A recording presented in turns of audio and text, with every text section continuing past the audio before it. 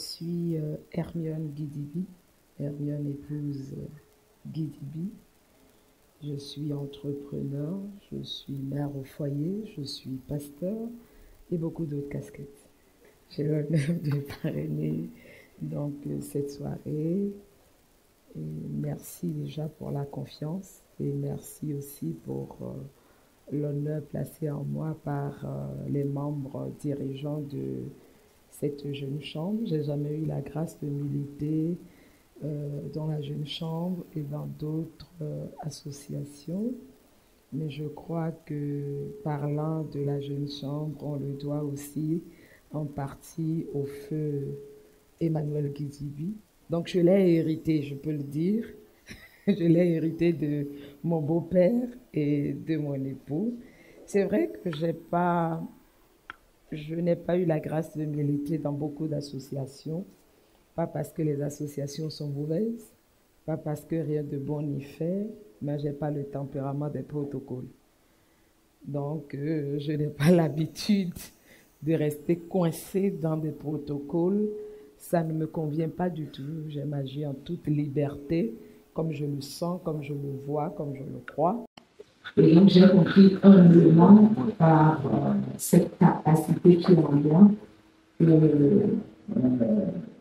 je suis en train pour être leader, pour prendre devant les choses, pour gérer, pour mener, et tant qu'il y a des gens qui me font confiance, alors donc, on pourrait avoir des groupes de personnes, des communautés, de l'association, et puis il y a tout qu'on fait, tout le monde ne peut pas apporter le vision. Il y a très peu de visionnaires, mais les visionnaires doivent être accompagnés de personnes qui vont assurer les exécutifs, qui vont les aider à donner les résultats. Parce que souvent, les gens disent visionnaire, ma vision, tout le monde ne peut pas avoir une vision dans la vie, mais il y en a qui, naturellement, il va accorder la grâce d'être des visionnaires face à des idées publiques pour lesquelles ils travaillent sur le plus, c'est que les visionnaires soient comme. Et je veux rapidement faire des parenthèses rapides avec un cours en 2017. Nous avons été inspirés dans un forum d'équilibre. Aujourd'hui, c'est la journée internationale de la femme et du genre des hommes. Et ce que nous voyons d'un côté les féministes et de l'autre les misogynes. Il y a beaucoup de personnes ne se trompent. Les misogynes ont créé, ont fabriqué de toutes pièces des féministes qui sont aujourd'hui des robots qui ont du mal à gérer, ils ont du mal à contrôler, ils ont du mal à regarder, ils ont du mal maintenant à déplacer les hommes. Parce que c'est les misogynes. Les personnes qui ont l'habitude de vie, qui ont été la femme, elle reste quand même, elle n'est rien, elle reste dans l'ombre. Et puis, bon, malgré sa restriction, elle reste dans l'ombre. Ça, c'est religieux. Ils ne veulent pas voir les femmes, ils ne veulent pas associer les femmes. Et ils ont fabriqué donc des féministes qui disent, des femmes qui disent, la femme fait tout ce que l'homme fait. Si quelqu'un a cette idée ce soir, je vais être choquée, je ne vais pas une loi de chose, je vais la prendre sur la terre. La femme ne va pas faire pour atteindre ses objectifs seule. Et c'est clair, plusieurs livres parlent de la Bible, je ne suis pas là pour prêcher ce soir, mais plusieurs livres parlent de la Bible, Pierre en a parlé pour dire, non, vous reconnaissez que la femme est spirituelle, que tous les hommes qui sont en collaboration avec les femmes en tiennent compte. La femme se gère de cette façon. La responsabilité est beaucoup plus attribuée à l'homme d'abord, plus qu'à la femme. Donc, un homme doit avoir la responsabilité de gérer sa femme, d'orienter sa femme, de conduire sa femme. Si tu n'as pas cette responsabilité, alors ta bombe féminine va éclater dans ta maison et ça va devenir féministe. Donc, il y a plusieurs raisons qui font des genres des féministes, certaines femmes des féministes qui tirent gratuitement de leur côté. Mais nous avons compris que comme ça, le monde ne va nulle part que cela n'ira jamais nulle part, parce que quand les hommes ils font ça, et ils nous ont poussé, on finit par repris sur tous les toits, nous devons pousser la mondialisation, civilisation des femmes et des femmes. Quand une femme, il suffit de voir quand simplement une femme vient de connaître un petit souci dans sa maison, avant de venir au bureau le matin, c'est elle qui a Il n'a pas besoin de couper mon micro parce que. aujourd'hui, non. J'ai trouvé la vérité. Donc, vous allez voir que quand la femme se trouve dans ces conditions-là, il suffit que Marie ne donne pas à la maison le soir. La grande femme, directrice de site, championne de ça, qui crie sur tous les toits, sur les réseaux sociaux, allez la voir dans sa maison. Elle est en pleurs, elle est triste, parce qu'elle ne peut pas supporter ça. Dieu ne nous a pas créé pour vivre comme ça, pour être des garçons manqués, mais Dieu nous a créé pour être des femmes douces, des femmes agréables, des femmes, parce que nous avons notre rôle à jouer dans la société, dans nos maisons, dans les entreprises. La femme est une flamme de lys, comme je l'ai dit. Et donc, on ne peut pas vivre longtemps comme ça. Les hommes peuvent pas aller loin, les femmes aussi peuvent pas aller loin dans le courant de misogynie et le féminisme, ça ne marchera pas. Inspirés donc avec nos expériences et par l'Esprit de Dieu, nous avons commencé à prôner une nouvelle vision d'équilibre. C'est-à-dire que nous appelons les femmes d'influence, ensemble avec les hommes de pouvoir. Je vois souvent certaines femmes de groupe, des femmes de pouvoir, des femmes qui sont en fait tellement riches derrière l'ordinateur, derrière nos portables. Je ne m'en plais pas parce que la durée de vie de ces genres d'organisation, c'est 3 mois, c'est 6 mois. Si c'est trop, c'est 3 ans. Ça ne pourra pas vivre. Et ça, c'est clair.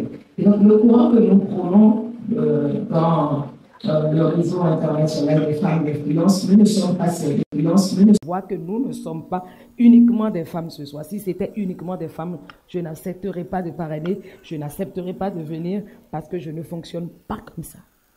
Donc, nous avons décidé que les hommes qui sont des hommes de pouvoir, des autorités établies, les femmes ne peuvent rien faire sans eux parce que quand on est aimé, on a la force de tout accomplir dans la vie. Mais quand on n'est pas aimé, on ne peut rien accomplir. Donc, les hommes sont ceux-là à qui Dieu a donné le pouvoir d'agir, de créer, de faire, de pousser, de supporter, de prendre le devant. Ça n'empêche pas que la femme prenne le devant. Mais nous, femmes, Dieu nous a donné l'influence de marcher aux côtés des hommes de pouvoir. Et facilement, Dieu nous a donné ça. On a la capacité d'influencer les hommes, d'influencer leurs décisions, d'influencer leur vie personnelle. Et vous croyez que quoi? Si ce n'est pas mon influence, mon époux ne serait pas en chemise ce soir, vous le connaissez bien. C'est la capacité de l'influence. Il allait simplement choisir de porter son good luck comme il en a l'habitude. Et comme souvent, à chaque sortie, on se taquine un tout petit peu. Lui, il dit, l'habit ne fait pas le moine. Il s'en fout royalement. Mais moi, je dis, non, l'habit fait le moine chez moi. Et ça contribue à identifier le moine chez moi. Mais pour me faire plaisir, pour que la soirée ne soit pas gâtée et tout, il me fait des concessions, tout simplement. L'influence est utile. Nous devons commencer, femmes, à chercher l'influence et à laisser le pouvoir aux hommes parce que le pouvoir ne peut pas fonctionner sans l'influence et l'influence ne peut réellement pas avoir d'impact sans le pouvoir. C'est clair. C'est comme ça que les choses devraient aller dans la vie. Donc, ce courant-là est venu pour permettre aux femmes de donner la main aux hommes, d'agir avec les hommes dans toutes les sphères de la vie, dans vos foyers, dans les institutions, spirituellement et partout. Peut-être aussi que, entre griffes, si mon époux n'était pas d'accord pour arriver, je n'y serais pas non plus. Et si j'ai dû l'attendre qu'il vienne de son voyage pour qu'on vienne ensemble. Et je lui ai dit, lui-même il sait, et c'est comme ça que nous fonctionnons. Nous marchons ensemble, nous entreprenons ensemble, nous faisons beaucoup de choses ensemble. Alors, c'était juste une introduction. Je reviens donc sur le thème, les clés infaillibles pour booster les affaires. Alors, Journée internationale des femmes, comme je le dis souvent, n'est pas une fête. Ce n'est pas non plus un moment où les femmes doivent se retrouver, doivent manger, doivent chanter, danser, faire juste des activités. Non, c'est une journée mise à part pour réfléchir sur les questions des femmes, pour réfléchir sur le bien-être des femmes, pour réfléchir sur tous les sujets qui concernent les femmes en réalité. C'est une journée de réflexion.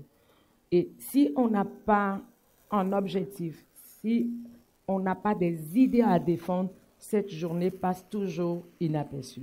Comme je l'ai dit tout à l'heure, rien n'a changé dans ma journée d'aujourd'hui. C'est la même réflexion que j'ai toujours menée avant 2017 et que j'ai continué en 2017 par le RIFI, le Réseau international des femmes d'influence, que je continue encore aujourd'hui. que le repositionnement de la femme, parce qu'il est question aujourd'hui du repositionnement de la femme, c'est-à-dire la place de la femme dans les institutions, la place de la femme dans la société en général, la place de la femme dans le foyer, la place de la femme aux côtés des hommes. C'est de ça qu'il est question aujourd'hui, on ne peut pas dire autre chose. Donc, le repositionnement des femmes, il faut que nous comprenions d'abord que le repositionnement doit se faire par rapport à l'objectif de départ du Seigneur. On n'a jamais dit que Ève a été créée avant Adam. Donc, c'est Adam qui a été créé avant Ève. Et on a bien dit que Dieu n'a pas créé Ève que pour être juste accompagnatrice de destinée. Non, elle a des rôles spécifiques à jouer. Elle a une place dans la société et Dieu l'a fait parce que Dieu vit qu'il n'était pas bon que l'homme soit seul. Pourquoi les hommes veulent être seuls? Je ne les comprends pas. Vous ne serez jamais heureux. C'est clair, vous ne serez jamais heureux dans la vie. Dans quoi que ce soit, vous ne pouvez pas avancer. Ça, c'est clair. Vous pouvez avancer. Pour certaines personnes, avancer juste comme ça en plein, mais jamais sans résultat. Il n'est pas bon que l'homme soit seul. Donc, Dieu s'est arrêté pour porter une action correctrice qui est de faire la femme. Qui sommes-nous? Pour dire que ce que Dieu a jugé être tellement utile dans la société pour apporter la joie, la lumière, pour apporter la gloire, pour apporter la notoriété, pour apporter la bonne humeur, l'éducation et tout, qui sommes-nous pour dire que cela ne devrait pas être utile? Je crois que non. Je crois que non. Donc, cette journée, c'est pour nous de comprendre chaque femme que pour réussir, il faut retourner dans le référentiel divin. C'est simple. Quand les choses reviennent à la place de Dieu, ça va facilement. J'ouvre rapidement une parenthèse pour vous dire, écoutez, j'ai appris une anecdote de mon père qui dit qu'il y a le Monseigneur qui devrait manger chez le prêtre ou chez le curé, ou je ne me rappelle plus. Mais le curé, son cuisinier, sait que son maître aime bien la cuisse de poulet. Donc pendant le service, il sert la cuisse de poulet à son maître qui est le prêtre, donc qui est inférieur au Monseigneur ou le reste, à l'évêque, voilà, qui est arrivé et tout. Et pendant, le Monseigneur dit, mais écoutez, l'évêque dit, mais attendez, on va prier d'abord. Donc quand ils ont commencé à prier, l'évêque n'était pas d'accord, parce que c'est lui la tête couronnée, là, l'autorité. Il change les deux assiettes. L'autre aussi n'est pas d'accord de manger l'aile du poulet, parce qu'il n'aime pas cette partie. Et donc, rapidement, quand l'évêque a fini la prière, lui-même, pour dire Amen, automatiquement, il remplace l'ordre des choses, il met la fourchette dedans, il coupe et il dit, Monseigneur, les choses tournent, mais elles reviennent toujours à leur position initiale. Donc, il faut que les femmes reviennent à leur position initiale, que nous revenions vraiment à la position où Dieu nous a placés pour que le monde puisse avancer, même en entrepreneuriat et dans tous les autres domaines de notre vie, pour que les choses puissent avancer facilement, sans effort, mais par la main de notre Seigneur Jésus. Donc cette journée, c'est une journée où toute femme se doit de comprendre cela. Et quand je parle de l'entrepreneuriat, vous savez, aujourd'hui, les femmes sont un peu marginalisées dans le secteur et dans beaucoup d'autres secteurs. C'est difficile pour les femmes d'avancer. Je vais peut-être essayer d'énumérer quelques défis, peut-être 3 ou 5 défis auxquels on pourrait faire attention et en ce jour de réflexion, voir qu'est-ce qui fait que ces défis persistent par rapport aux femmes. Qu'est-ce que nous pouvons faire, les approches de solutions et tout ce que nous pouvons faire. Entreprendre, déjà, moi, je veux dire, par rapport à l'intervention de Mme Couton, entreprendre pour moi n'est pas seulement d'avoir des bureaux, vendre du service, être un commerçant, non. On peut entreprendre plusieurs choses. On peut entreprendre un projet, on peut entreprendre juste une activité ponctuelle. Nous sommes tous entrepreneurs dans nos maisons. On entreprend la gestion de la maison. Ça aussi, c'est un boulot. Donc, on ne peut pas dire que non, parce qu'on n'a pas un bureau, on ne vend pas un produit, on n'a pas des services à vendre et qu'on est peut-être fonctionnaire ou qu'on est à son propre compte ou qu'on est ménagère, comme le dit mon beau-père, ménagère, manager, même combat.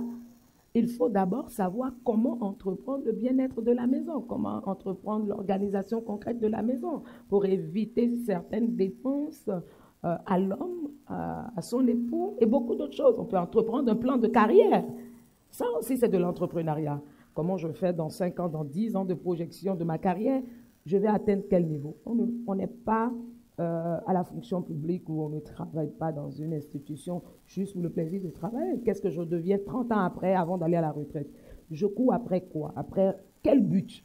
Quelle est la raison qui motive ce fait-là? Et je crois que la plupart des femmes, nous ne savons pas qu'est-ce qui nous motive, qu'est-ce qui nous pousse à faire ce que nous faisons en entrepreneuriat, dans le mariage et dans tous les autres domaines. Il est important pour nous qu'on ait un objectif concret, un objectif fixe pour lequel nous travaillons. Et tout ce que nous faisons donc doit s'aligner sur l'objectif que nous avons.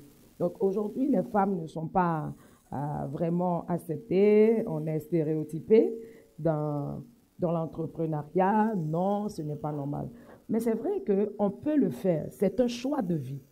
Une femme peut décider d'entreprendre dans le secteur commercial ou dans quelque autre secteur que ce soit. C'est un choix.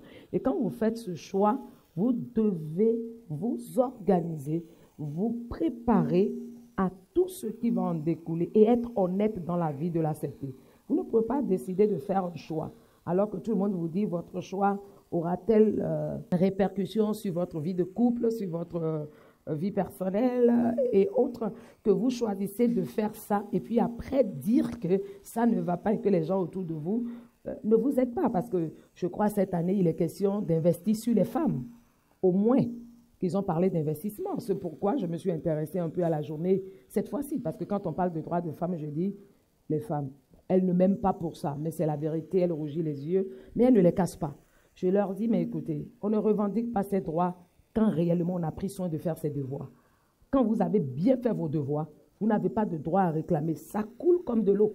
Ce qui vous revient normalement dans votre relation, dans votre mariage. Quand vous avez pris le temps d'être une vraie femme, de faire vos devoirs de femme. Quand je dis devoirs de femme, ne voyez pas deux personnes qui sont enfermées dans une chambre une nuit pour jouer le rôle de gardien. Ce n'est pas de ça que je parle. Ce que c'est que être une femme, être une mère. Parce que dans une femme, il y a la mère, il y a l'épouse, il y a l'amie, il y a beaucoup de choses, beaucoup de casquettes. Donc, quand tu as pris le soin d'être une bonne femme, je crois que le respect qui va avec l'homme te le donne. Quand je vois certaines femmes dire « mon mari ne me respecte pas, mon mari ne veut pas ci, mon mari… » Tu n'as pas pris le temps d'être une bonne femme dans certains domaines de ta vie. C'est si simple. Arrête de revendiquer des droits et arrête de laisser, entre autres, les autres de l'autre côté, te dire qu'il faut revendiquer tes droits, il faut te lever. Vous savez, l'homme n'aime pas l'adversité, surtout quand l'adversité vient des femmes. Ils opposent donc une barrière pour affronter ce qui arrive. Mais nous, femmes, Dieu ne nous a pas créés pour faire des bras de fer avec les hommes. Ce n'est pas en notre faveur. Il ne faut jamais faire ça. Ça ne sera jamais en notre faveur. Jamais. Un bras de fer avec les hommes, ça ne passe pas. Soyons intelligentes. Ça ne passe pas. C'est pourquoi Dieu nous a donné une grande capacité de séduction, une grande capacité de séduction, je vais dire. Et l'homme ne peut pas résister à ça. Si c'était un autre homme, un autre Adam qui avait demandé à Adam de prendre la pomme, vous croyez qu'il va manger ça? Il faut que ce soit une femme pour faire ça. Donc c'est ça que moi j'appelle l'influence. On a la capacité de changer la décision de l'homme d'une certaine manière, comme nos mamans le faisaient en période avant colonisation. Elles ont la capacité de le faire et de demander à leur mari si elle était pour avoir si elle était. Mais de nos jours, c'est en train de se perdre. Alors, la première chose, le premier défi dont je veux parler, c'est le défi d'abord de l'autonomisation des femmes. Le défi de l'autonomisation des femmes. C'est difficile aujourd'hui que les femmes soient autonomes. Parce que quand la femme est jeune, quand elle n'est même pas encore mariée, il y a des choses qu'elle peut faire. Mais à partir du moment où vous décidez, vous avez vu que vous avez atteint l'âge où vous allez rentrer dans un foyer, vous allez faire des choses, il faut que vous réajustez vos objectifs dans la vie. Il faut que vous réajustez vos missions de vie. Il faut que vous réajustez vos visions. Il faut que vous réajustez les choses que vous voulez faire. Parce que votre statut va changer. Une jeune fille rentre dans le mariage, mais aussitôt entrer dans le mariage, à l'instant précis, devient madame telle. Et la vie de madame est différente de la vie de jeune fille. On ne peut pas entrer dans le mariage et chercher à faire certaines choses. Donc, tu ne peux pas entrer sous l'autorisation de ton mari. Parce que la Bible est claire. La femme est faite pour vivre sous autorité, depuis sa naissance jusqu'à la fin de ses jours sur la terre. Est-ce que ça choque? Mais c'est une vérité. On est fait pour rester sous autorité jusqu'à notre mort. Prions maintenant que l'autorité sous laquelle nous allons, les autorités sous lesquelles nous allons rentrer à des saisons de notre vie, soient des personnes responsables, des personnes qui ont la crainte de Dieu, des personnes aussi qui vraiment vont s'occuper de notre épanouissement, vont vraiment s'investir pour que nous soyons ce que nous devons être, parce qu'ils ont compris que nous sommes une autre manière d'eux-mêmes. C'est la chose la plus importante. Donc, l'autonomisation que les femmes, c'est vrai, ce défi est là aujourd'hui, être autonome, d'aller vaquer à ses occupations, être autonome, d'aller en mission sans que son mari ne dise non, être autonome de militer dans un groupe, dans une association, sans qu'il n'ait son mot à dire. Écoutez, ça va être difficile. Hein? Et ce ne serait pas tout de suite. Hein? Et ça n'arrivera pas comme ça. C'est une autonomisation limitée. C'est vrai qu'aujourd'hui, je parle beaucoup de l'autonomisation des femmes en milieu rural, l'autonomisation du travail des femmes, l'autonomisation même dans l'aspect spirituel de la chose, dans nos communautés chrétiennes et consorts. Mais c'est limité, c'est parce que nous croyons là. On ne peut pas être marié, porter le nom de quelqu'un, entrer sous l'autorité de quelqu'un, et puis décider d'être autonome dans tout ce que nous sommes en train de faire. C'est possible? Mes sœurs, c'est pas possible. Vous imaginez que ma belle-sœur m'ayant invitée, bon, elle n'est même pas venue directement vers moi. Elle est passée par la casquette qui est au-dessus de moi pour que je puisse être là aujourd'hui, c'est clair. Et tout ce que je dois faire, je demande d'abord à mon époux, qu'est-ce qu'il faut faire?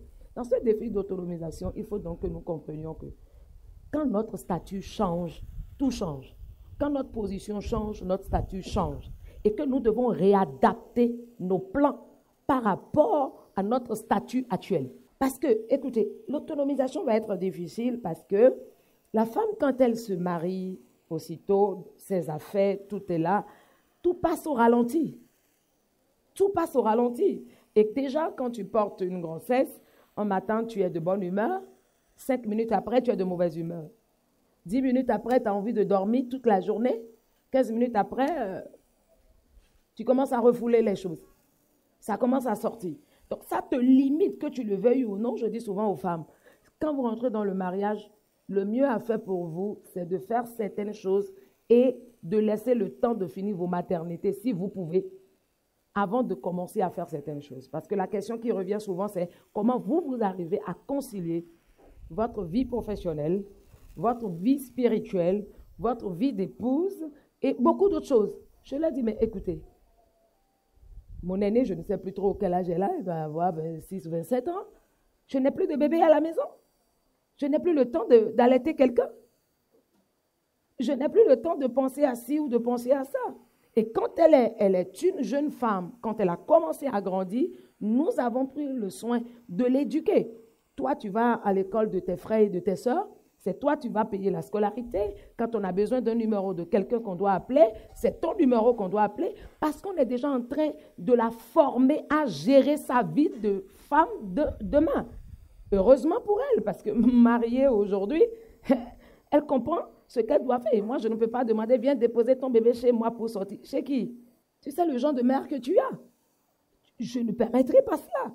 Mais tu dois t'organiser pour être une véritable valeur. Une femme qu'il faut. Donc, c'est toi, tu t'occupes de ci, c'est toi, tu t'occupes de ça. Quand les enfants étaient encore plus jeunes, on a des caméras partout. N'importe où nous sommes, on peut regarder la maison. Et pourquoi toi, tu es dans le couloir, tu n'étudies pas? Et pourquoi toi, tu fais ci? Donc, ça se sait, les enfants font, la caméra tourne, papa nous regarde. Ou bien c'est maman qui nous regarde. Donc, on a mis un dispositif pour veiller à l'éducation des enfants. Parce que la plupart du temps, dans ce défi d'autonomisation, vous oubliez l'éducation de vos enfants. Vous oubliez la génération qui va sortir de vous. Vous oubliez ce que vos enfants vont devenir demain. Parce que la meilleure manière d'enseigner, c'est d'être le modèle de ce qu'on dit devant les autres. C'est si simple que ça. Et quand vous êtes le modèle de ce que vous dites, et je crois qu'en cela, Mme Couton a raison, elle a dit, mais oui, même si je préfère ne pas parler de ça, je vais partager mon expérience professionnelle. Donc, c'est ce qu'elle est. Ça vient facilement, ça vient aisément. Elle n'a pas besoin d'écrire quelque chose. Elle n'a pas besoin de faire des projections, ce que je déteste, des projections, des PowerPoint. C'est toujours, comment je vais dire, flasque, moche. Je dis, mais si c'est ça, dites-nous le livre Et puis on ira lire. Ou on ira acheter. Dites-nous où est-ce que vous l'avez trouvé. Nous aussi, on va se connecter, on va aller regarder. Que de nous faire asseoir pour nous faire juste des projets. J'espère que vous n'avez pas de projection aujourd'hui. Ce n'est pas de ça que je parle. Il faut que les choses aient une vie. Donc, pour le défi d'autonomisation, vous devez comprendre que vraiment, qu'est-ce que vous voulez? Est-ce que c'est le bon timing? Vous vous organisez pour. Et vous ne pouvez pas vous plaindre et crier sur tous les toits. Parité, parité, parité, parité. Il faut que. Nous sommes en train de dire ça. Les gens, quand ils finissent par nous donner 10 postes sur, je ne sais, 30 et quelques dans leur organisation, nous voyons que nous ne servons pratiquement à rien dans ça. Et parfois, ils nous donnent juste, il avec S, ils nous donnent juste un poste pour nous taire. Juste quelque chose qu'on concocte pour nous taire. Je l'ai compris. Vous savez, au moment où j'ai eu mon dernier garçon, mon époux avait sa vision à laquelle je n'adhérais pas beaucoup parce que j'ai été féministe. Ça, il faut le comprendre. J'ai été féministe avant de parler aujourd'hui pour dire aux gens que ce mode opératoire là, ça n'amène nulle part. Que Dieu vous en épargne. Et en ce moment, il m'a dit non, tu dois t'occuper de l'enfant, tu dois faire ci, tu dois te reprendre. Et je n'allais plus au bureau. J'ai fait d'abord un baby blues. Quasiment, c'est dans ma tête là, je voyais des gens courir. Je ne suis pas d'accord qu'on me dise que je ne dois pas aller travailler parce que j'ai fait un bébé. Il y a des moments où le baby blues m'amène, j'ai envie d'étrangler le bébé là parce que c'est lui qui est en train de m'empêcher d'atteindre le niveau que je dois atteindre. Et c'est très dangereux, c'est subtil, on n'en parle pas beaucoup en Afrique, mais le baby blues existe en Afrique. Et j'ai vu des parents, en tant qu'accompagnatrice de couple ou de vie, j'ai vu des parents qui m'ont dit, c'est à cause de cet enfant-là que je n'ai pas pu atteindre mes objectifs. Je ne l'aime pas. Et qui maudit l'enfant jusqu'à l'âge adulte. Est-ce que vous imaginez ce traumatisme-là? L'enfant n'a pas besoin de ça. Et tellement je commençais à faire des crises, je pleure. Un jour, il m'a dit, mais qu'est-ce que tu as? J'ai fini par dire, non, tu as dit que je n'irai pas au bureau. Comment je vais vivre comme ça? Je serai comme une ménagère, machin. Aujourd'hui, si quelqu'un me demande de me présenter, je préfère dire une ménagère. Oui, parce que ce titre est plus valeureux pour moi. Parce qu'une femme au foyer, elle est le chef du gouvernement maison. C'est elle qui organise sa maison. Avec tous les portefeuilles que cela comporte. Finances, trésorerie, éducation, pour les enfants à bas âge, minimum, supérieur, c'est elle. Elle est la ministre des Affaires sociales de sa maison. C'est elle qui s'occupe. Ouais, le voisin, là, ils n'ont pas mangé. Venez chercher 1 kilo de riz. Et quand tu sors, maman, tout le monde sait qu'à la fin de l'année, un petit truc, tu donnes à tout le monde, tu as un bon thème. C'est le ministère social. Elle est le ministre de la Défense de sa maison. Et moi, je le dis toujours, je suis ministre de Défense. Ça, là, je ne joue même pas avec ce portefeuille. Si quelqu'un se rasade sur mon territoire, sur mon terrain privé, c'est que je tire à balles réelles spirituellement avant de tirer à balles réelles physiquement. On ne passe pas là-bas pour moi. Bref, c'est toute une organisation. Et c'est un terrain très dangereux. Ça, c'est vraiment... Attends, chien méchant même est petit. Zone nucléaire. Personne ne peut vivre même alentour. Il faut vivre vraiment loin. Il faut se créer un village loin pour vivre là-bas. Parce que sinon, c'est un domaine nucléaire, vous-même vous savez. Donc, ce qui peut se passer. Bref, je referme la parenthèse juste pour vous faire rire. Juste pour vous faire rire. Donc, vous voyez, il faut que vous compreniez qu'en ce moment, qu'est-ce que vous devez faire? Je finis la petite histoire. Puis, il a dit, oh, c'est ça. Je crois que le lendemain, c'est sûr qu'il a oublié. Le lendemain, quand il rentrait à la maison, il est venu. J'ai eu d'abord ma bonne dose de fleurs, de cartes pour m'apaiser et tout. J'aime les fleurs, il sait ça. Et donc, quand il a fini, il me remet une clé. Je dis, c'est quoi? Il dit, c'est la clé de ton bureau. J'ai fait nettoyer ton bureau. J'ai tout fait. Voici la clé de ton bureau. Mais le piège, c'était quoi? C'est lui qui a compris. Le piège, c'était quoi? Je n'ai pas de portefeuille, mais j'ai un bureau. Je vais au bureau, je suis là. Tu peux rester du matin jusqu'au soir. Il n'y a pas de souci. Mais tu n'as pas de portefeuille, tu fais quoi au bureau? Je reste là, je tourne en rond, je dors un peu. Chérie, je veux rentrer déjà. Ok. Tu as déjà fini? Oui. Comme s'il m'avait confié quelque chose à faire, il me demande si j'ai déjà fini. C'est une bonne politique pour me mettre devant le fait accompli, que je puisse comprendre qu'est-ce qu'il est en train de faire passer comme message en fait. Et j'ai fonctionné bêtement comme ça, parce que c'est bêtement. J'ai fonctionné bêtement comme ça, 3 mois, 5 mois, 6 mois. Un matin, je suis rentrée au bureau, mais je me suis dit, Hermione, attends, tu te fous le doigt dans l'œil. Le gars, ça dit, c'est du en veux, tu en voilà. Est-ce que tu peux continuer cette vie tout le temps? Qu'est-ce que tu vas faire? Vous savez ce que j'ai fait? J'ai pris le temps de me faire mon portefeuille personnel. J'avais la liberté parce que je travaillais avec mon époux. Et on ne mélange jamais maison-boulot. Il est là, on a travaillé des années ensemble. Jamais. Je n'ai jamais fait de crise de jalousie au bureau et je n'en ferai jamais parce que je sais qui je suis. Jamais. C'est impossible. On peut prendre la fille la plus belle du monde entier. Elle va venir. Elle n'est pas un danger pour moi. C'est moi, je serai toujours un danger pour elle. Dans le silence et dans le calme. Personne ne peut marcher à côté du cacus sans faire attention. Cacus, là, vous savez, dans l'Atlantique, sans faire attention. Donc, c'est moi, cacus. Donc, c'est clair. On est restés ensemble et tout. Et j'ai dit, bon, je fais mon portefeuille. Qu'est-ce que je vais faire? J'ai concocté mon petit portefeuille et tout. Je ne lui ai rien dit. J'ai commencé à faire. Je dis, OK, comment je peux l'accompagner? Ce portefeuille que j'ai créé, c'est quoi? Comment je peux l'accompagner? J'ai vu que le côté spirituel, personne d'autre ne peut s'occuper du côté spirituel, de la réussite spirituelle, dans tous les domaines, du travail de mon époux mieux que moi-même. Parce que c'est dans ça que je mange. Personne d'autre ne peut surveiller les différentes choses, c'est-à-dire la gestion, surveiller les stocks, surveiller le personnel, mieux que moi. Parce que eux, ils ont vocation à partir. Moi, s'il est endetté, je suis là. S'il est riche, je suis là. Donc, quand il a l'argent, je bouffe, qu'on ne me dise rien. Parce que le jour où il n'en aura pas, je suis toujours là. Je bouffe ça aussi. Donc, il faut que ce soit équilibré dans la vie. Bref, donc je me suis concocté en quoi je pourrais être utile dans cette entreprise. J'apporte de l'aide. Et j'ai dit, voilà, quand j'ai fini, je lui ai dit, écoute chérie, désormais, avant la prise d'un terrain, je dois aller faire d'abord le déminage. En griffe, c'est le mot qu'on a trouvé.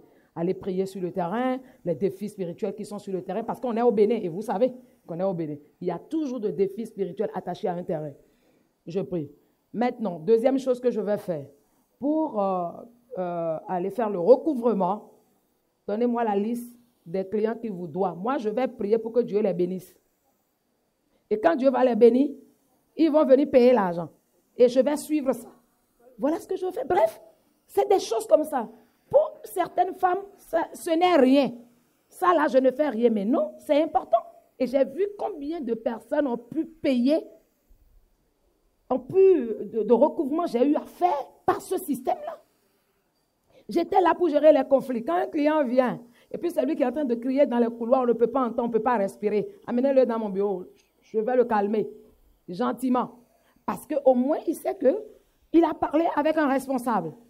Quasiment, il a parlé avec le DG, parce que l'épouse du DG, c'est le DG. Donc, les gens me faisaient confiance.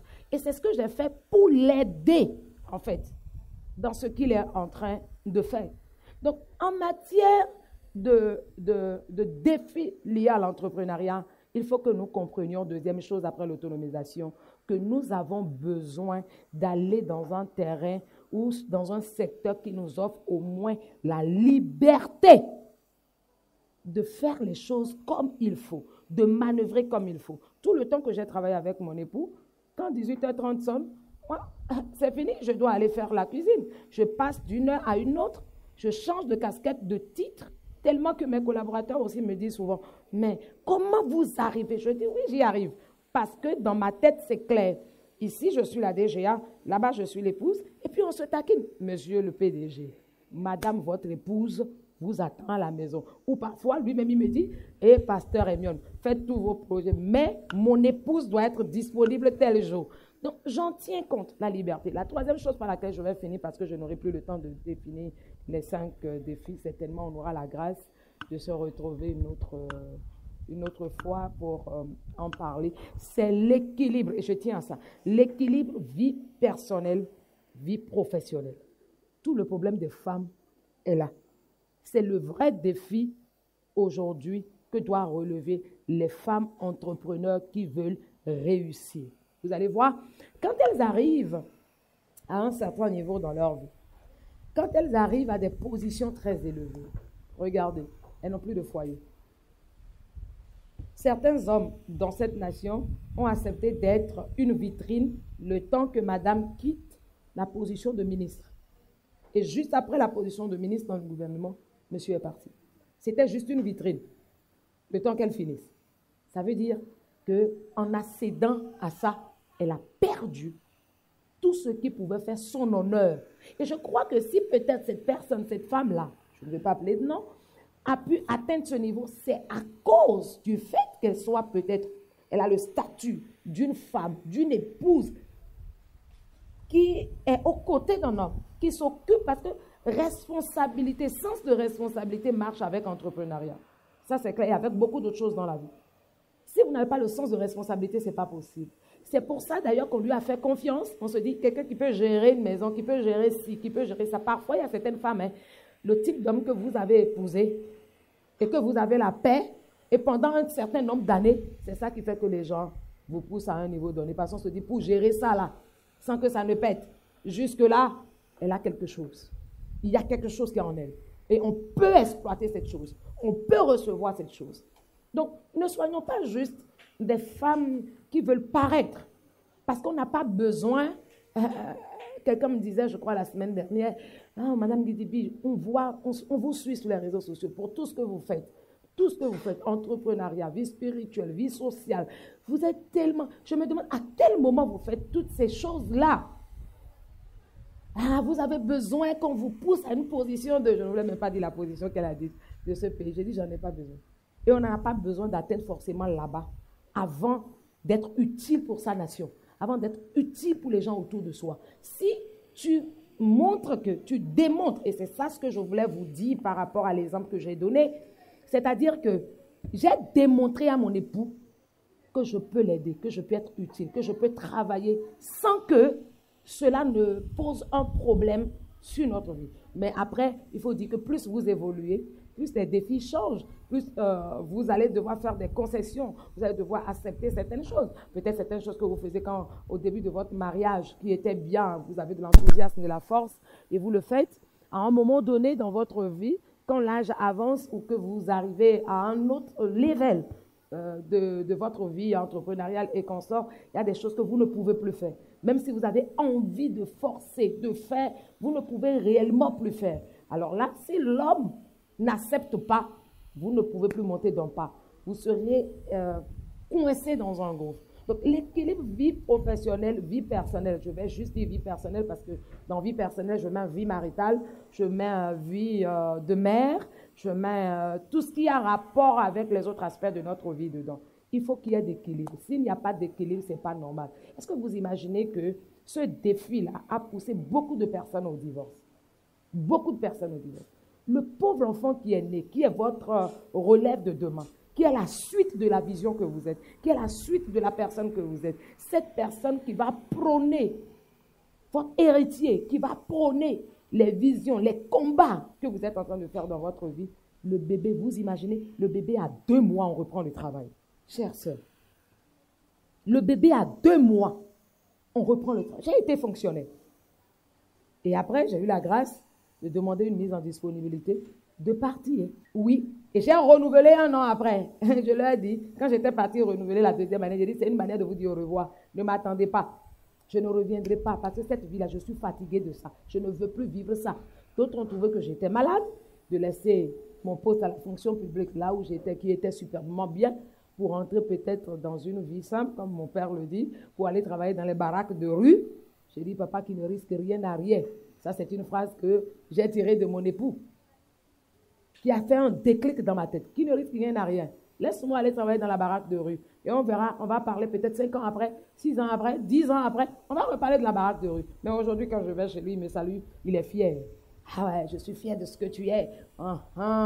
Mais pendant que j'étais en train de partir, tu n'as pas dit que ce n'était pas normal, que ce que je fais n'est pas bien. Et si c'était que c'est mon père qui m'avait trouvé le boulot, il allait m'empêcher de partir. J'ai dit, non papa, tu ne m'as pas éduqué comme ça. Laisse-moi faire mon expérience. Et si tu mourais demain, qu'est-ce que je vais faire? Je ne peux pas à mon âge être dirigé par toi, comme ça, sur tout et rien. Je suis désolée. Laisse-moi faire mes pas, laisse-moi tomber, me relever pour savoir que le terrain est glissant et autre chose. L'équilibre entre vie professionnelle et vie personnelle, c'est votre maison. Ça, c'est le plus grand défi.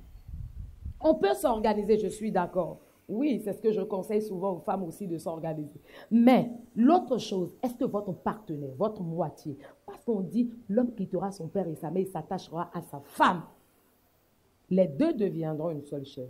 Soit dit en passant, le départ de chez les parents n'est pas seulement chez l'homme, c'est les deux.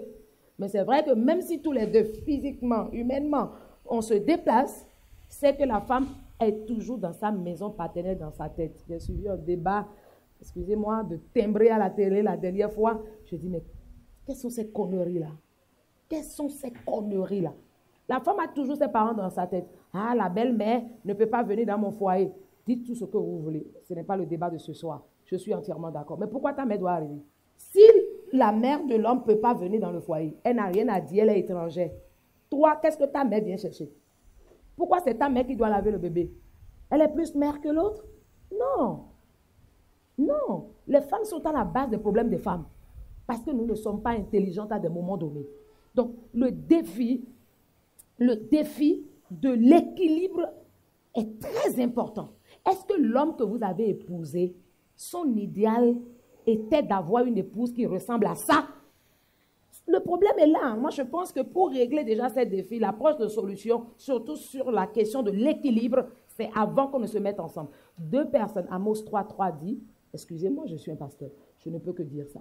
Amos 3.3 dit une vérité. Il dit, deux personnes ne peuvent pas marcher ensemble s'ils ne sont pas d'accord. Pourquoi on doit vivre ensemble si on n'est pas d'accord sur le point? C'est si simple que ça. Il n'y a rien qu'on appelle amour, sentiment. Écoutez, c'est 1 an après, 2 ans après, vous laissez ça. Donc, on ne peut pas bâtir et construire une vie, toute une destinée, sur ce sentiment-là, je suis désolée. Quel est le prototype de femme que tu veux? Si quelqu'un n'est pas marié, demandez à la femme. Voilà le type de femme que je veux. Si elle dit qu'elle n'est pas prête à être ça, laissez-la. Je ne sais pas combien de millions de femmes nous sommes au Bénin. Tu vas trouver une autre. Et même dans une autre nation qui sera toujours prête à être ce qu'elle veut. Parce que la vie de la femme est axée sur le sacrifice. La vie de la femme est axée sur le sacrifice. À un moment donné, on s'oublie, on se laisse pour que nos progénitures, notre foyer, ce que nous bâtissons, puissent prendre. Nous sommes des impératrices. Ils sont des rois aussi.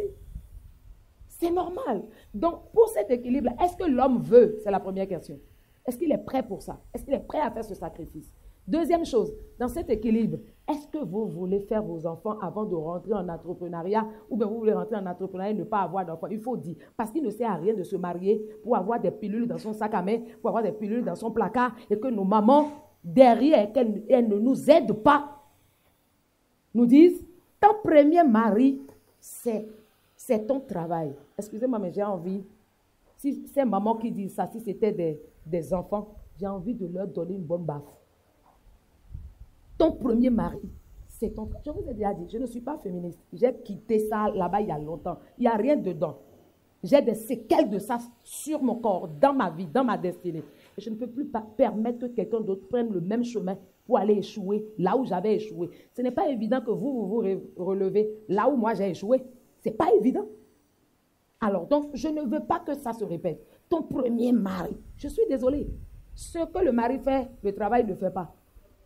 Et ce que le travail fait, le mari ne fait pas. Donc, que chaque chose reste à sa place. Qu'on positionne chaque chose et qu'on soit équilibré dans la vie. Donc, à quel moment vous voulez? Combien d'enfants vous voulez voir? Mon époux et moi, quand on s'est rencontrés, on est tous divorcés. On a dit, mon gars, il me reste un seul enfant. Moi, je ne suis pas fan d'enfants. Je ne sais pas comment les autres femmes font. Parce que si c'est ce que moi j'ai fait là, 1 fois, 2 fois là, si c'est ça là que je dois répéter beaucoup de fois, pardon, je ne supporte pas ça. Je ne peux pas. Il dit, ah, ça tombe bien. Comment? Un seul enfant, parce que les Béninois et nos parents vont dire que, ah, il vient, il me venir là, il dit, Dieu nous a aidés, il a 2 filles, j'ai 2 filles. Nous avons eu un garçon, incident clos. C'est terminé. Donc, j'ai la liberté de faire ce qu'il faut. Et ma vie était un peu comme en pause au moment où j'avais eu mon dernier garçon. Parce qu'il fallait que je m'en occupe, que je fasse d'autres choses, que je trouve mes repères, mon équilibre en toutes choses avant de faire ce qu'il faut. Donc, je crois qu'il faut d'abord que, je vais laisser le reste aux questions, il faut d'abord que votre vie personnelle, votre vie de foyer, votre vie de mère, votre vie d'épouse soit équilibrée avant que vous ne rentrez dans l'entrepreneuriat. Ou que si vous voulez rentrer, faites vos plans, faites vos projections, définissez, présentez, discutez-en entre couples, discutez-en entre mari et femme, entre amis, discutez-en. C'est bon, faites des concessions et puis mettez-vous d'accord et ça y est, moi je pense que comme ça, les femmes seraient vraiment épanouies et les hommes pourront investir vraiment dans leurs épouses pour qu'elles soient de vrais hommes. Merci, merci. On comprend que même jusqu'à demain matin, les idées viendront et on pourra peut-être pas quitter ici. Sans protocole, nous allons laisser Monsieur Edgar développer en quelques minutes le thème à son niveau. Alors, shalom à vous, je suis content d'être là. Je ne vais pas faire de protocole. Je sais qu'à la Jeune Chambre, au Rotario, l'Alliance, il y a beaucoup de protocoles. Mais comme mon épouse l'a dit, j'aime beaucoup ces organisations, j'y suis tout le temps. Demain matin, je serai au Rotary. Aujourd'hui, c'est la DCI, mais je n'aime pas leur protocole. Donc, je vous salue tous en vos grades, rangs, tout ce que vous voulez. Mais je vais droit au but. Alors, je suis content d'être vous et honoré d'être là à l'occasion de cette fête de la femme. Parce que ce n'est pas un détail politique, la question de la femme. C'est une question de vie et de mort. Je connais des jeunes femmes qui, à 30 ans, sont mortes du cancer du sein. Les femmes ont plein de myomes, ont plein de fibromes, ont plein de maladies auxquelles les médecins ne peuvent jamais répondre à la question de pourquoi je l'ai eu. Au mieux, vous décriront pourquoi. Eh bien, sachez que vous mourrez du mal-être. Parce qu'une maladie, l'Ivoirien dira blanc donne pas son nom cadeau, une maladie, c'est par définition ce que le mal dans votre cœur est en train de dire, a dit au travers de votre corps. Une femme est sensible, une femme est un cœur, une femme est émotionnelle. Si elle est brimée, si elle est maltraitée, si elle est frustrée, souvent elle n'a pas le choix, elle ravale sa frustration. Mais ce qu'elle n'exprime pas s'imprime d'une manière ou d'une autre. Vous verrez que quand vous êtes femme, vous vous réveillez le matin, vous avez mal au dos, vous avez mal à l'épaule, vous avez mal partout, ils ont fini par créer un nom pour vous. Fibromyalgie, ça ne veut rien dire. Ça veut dire que vous êtes stressé, vous êtes malheureuse à l'intérieur. Je l'ai affirmé ce matin, Anne aussi belle, elles ont crié, à la fin m'ont donné raison. Les femmes d'aujourd'hui, vous êtes 1000 fois plus malheureuses que vos mamans, qui elles étaient déjà beaucoup plus malheureuses que vos grands-mamans. On prétend que par le féminisme, vous êtes de plus en plus heureux, c'est totalement faux. On est en train de vous détruire. Comme je n'ai pas beaucoup de temps, je vais avancer rapidement. Écoutez-moi bien. La plus grande insulte qu'on peut faire à une fille, et j'ai 4 filles dont je sais de quoi je parle, c'est de lui dire d'essayer d'être un petit homme. La plus grande insulte qu'on peut faire à une femme, c'est de ne pas chercher à lui apprendre à être une grande femme, mais de lui demander d'essayer d'être un petit homme. Et quand je lis une femme est tout ce que l'homme est, je dis que c'est de la bêtise. Ce que l'homme peut faire, la femme ne peut pas le faire. Et ce que la femme peut faire, aucun homme ne peut le faire. Un homme peut changer des couches, il ne va jamais apporter à l'enfant ce pourquoi Dieu a établi loin des femmes. Un homme peut avoir de l'argent, prendre tout le personnel qu'il veut, s'il n'a pas une femme dans sa maison. Jamais il n'y aura du bonheur dedans. L'aigle ne peut pas rivaliser avec le singe. Chacun a son territoire. Les femmes ont un équipement, ont une configuration particulière qui correspond à leur vocation pour le bonheur de l'humanité. Et les hommes ont une configuration particulière qui correspond à leur vocation. Il est plus facile d'ignorer le sexe opposé. C'est la solution de facilité. Nos parents ne sont pas cons. Africains aussi ne donnent pas son nom cadeau. Pourquoi on appelle ça gnonou? Ça veut dire que c'est très doux. Mais si tu ne sais pas boire, ça va te passer par quelque part. Mais moi, en venant ici, à un moment, j'ai eu envie de laisser ma femme. À un moment, je me suis dit, il vaut mieux y aller tout seul. Mais comme le dirait quelqu'un, on va beaucoup plus vite tout seul. Mais on va mieux et plus loin, plus sûrement ensemble.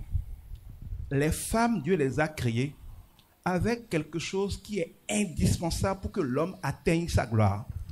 Pourquoi est-ce que même les païens disent que derrière chaque grand homme, il y a une grande femme? On ne fait pas lever pour dire ça. Pourquoi on dit ce que femme veut, Dieu veut?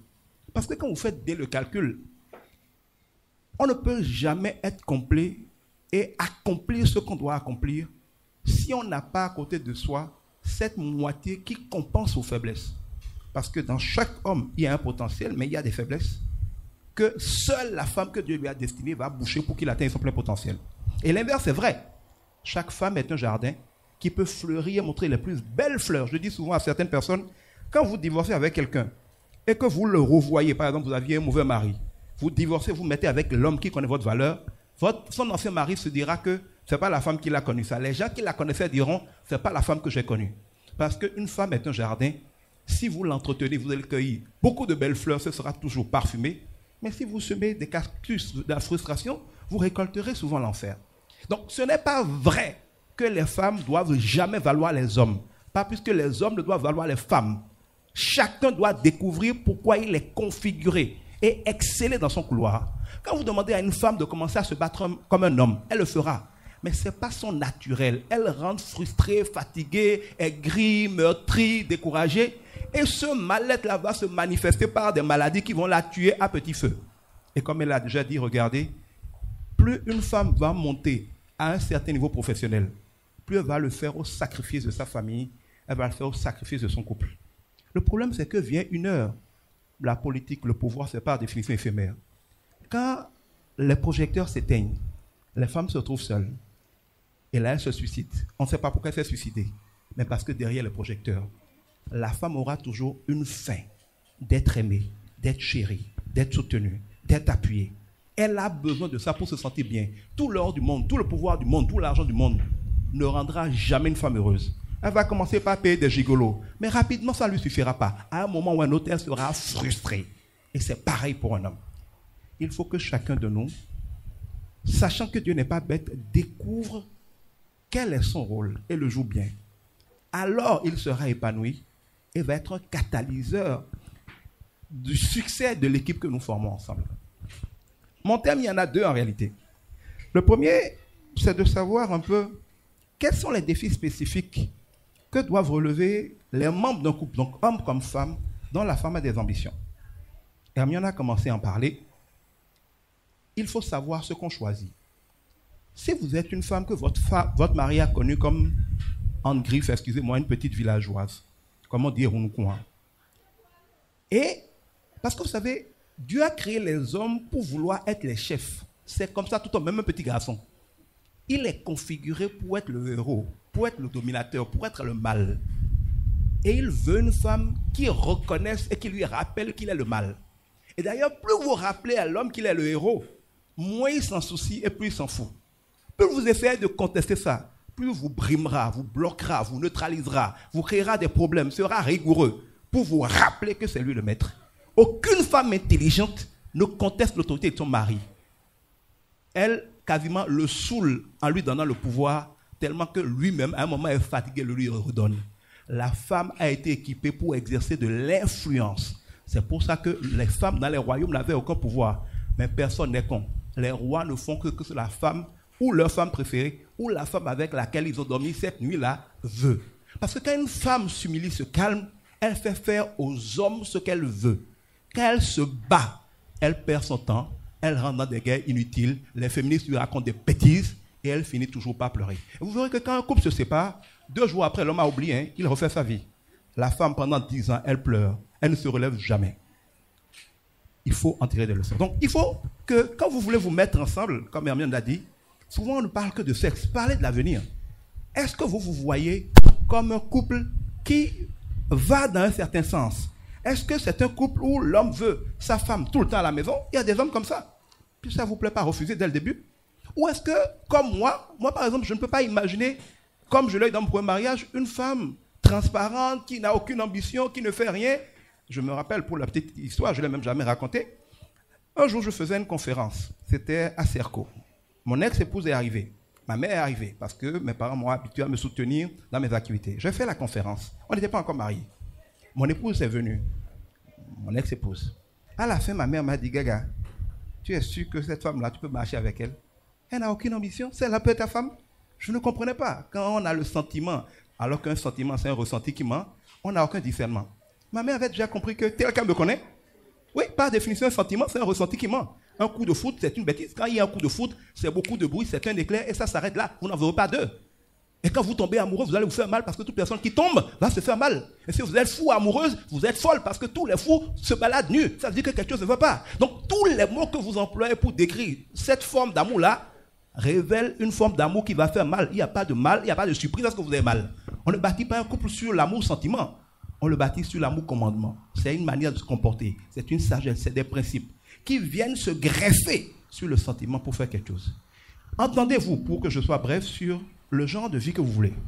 Soyez réaliste. Par exemple, moi, je ne peux pas vouloir que ma femme soit là, belle, parler. Quand elle parle, je suis fier. Quand je vois qu'elle est une leader dans le pays, quand elle parle, les hommes l'admirent, les femmes l'admirent. Mais vouloir qu'elle soit tout le temps à la cuisine. Elle est une excellente cuisinière. Je n'ai encore jamais mangé de nourriture meilleure que chez elle. Quand elle fait son service traiteur pour des centaines de personnes, c'est elle-même qui prépare. Mais je l'empêche d'aller à la cuisine. Je dis, mais tu ne peux pas devoir prêcher, diriger des gens, diriger des entreprises, enseigner, et rentrer le soir, te mettre à la cuisine. C'est pas sérieux. Tu vas t'esquinter. Et si tu le fais, tu vas être tellement fatigué, tu vas être de mauvaise humeur. Et comme je lui dis, tu joues pasteur Mion, tu joues prédicatrice, mais je te rappelle que quand tu as fait tout ton agenda, tu ne m'as pas dit où est-ce que Madame Guidibi est. Madame Guidibi, c'est important. Fais tous tes programmes, mais moi, quand tu as fini d'être pasteur, là, rappelle-toi que tu as d'abord Madame Guidibi. Je veux savoir le temps que tu as prévu pour qu'on soit seul, pour qu'on sorte, pour qu'on aille se balader, pour qu'on aille manger. Parce que c'est important. Donc, on ne peut pas vouloir. La Bible dit que le succès d'une femme est une couronne pour son mari. Quand vous prenez par exemple les Maliens, l'homme, vous le voyez, n'a l'air de rien. Il peut mettre des milliards dans l'habillement de sa femme. Parce qu'une femme qui brille, c'est la gloire de l'homme. Si vous êtes le genre d'homme tellement aigri et jaloux, que vous avez peur de sortir votre femme, et qu'il faut lui mettre un garde-corps pour qu'elle sorte, divorcer en même temps.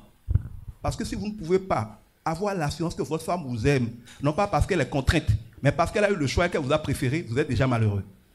Donc, quelque part aussi, il faut savoir qu'est-ce qu'on veut pour pouvoir faire le choix en toute conscience de construire ensemble un succès. Ça implique de le vouloir, ça implique de s'y aider. Comme elle a dit, les femmes sont de sexe faible, elles sont trop émotives.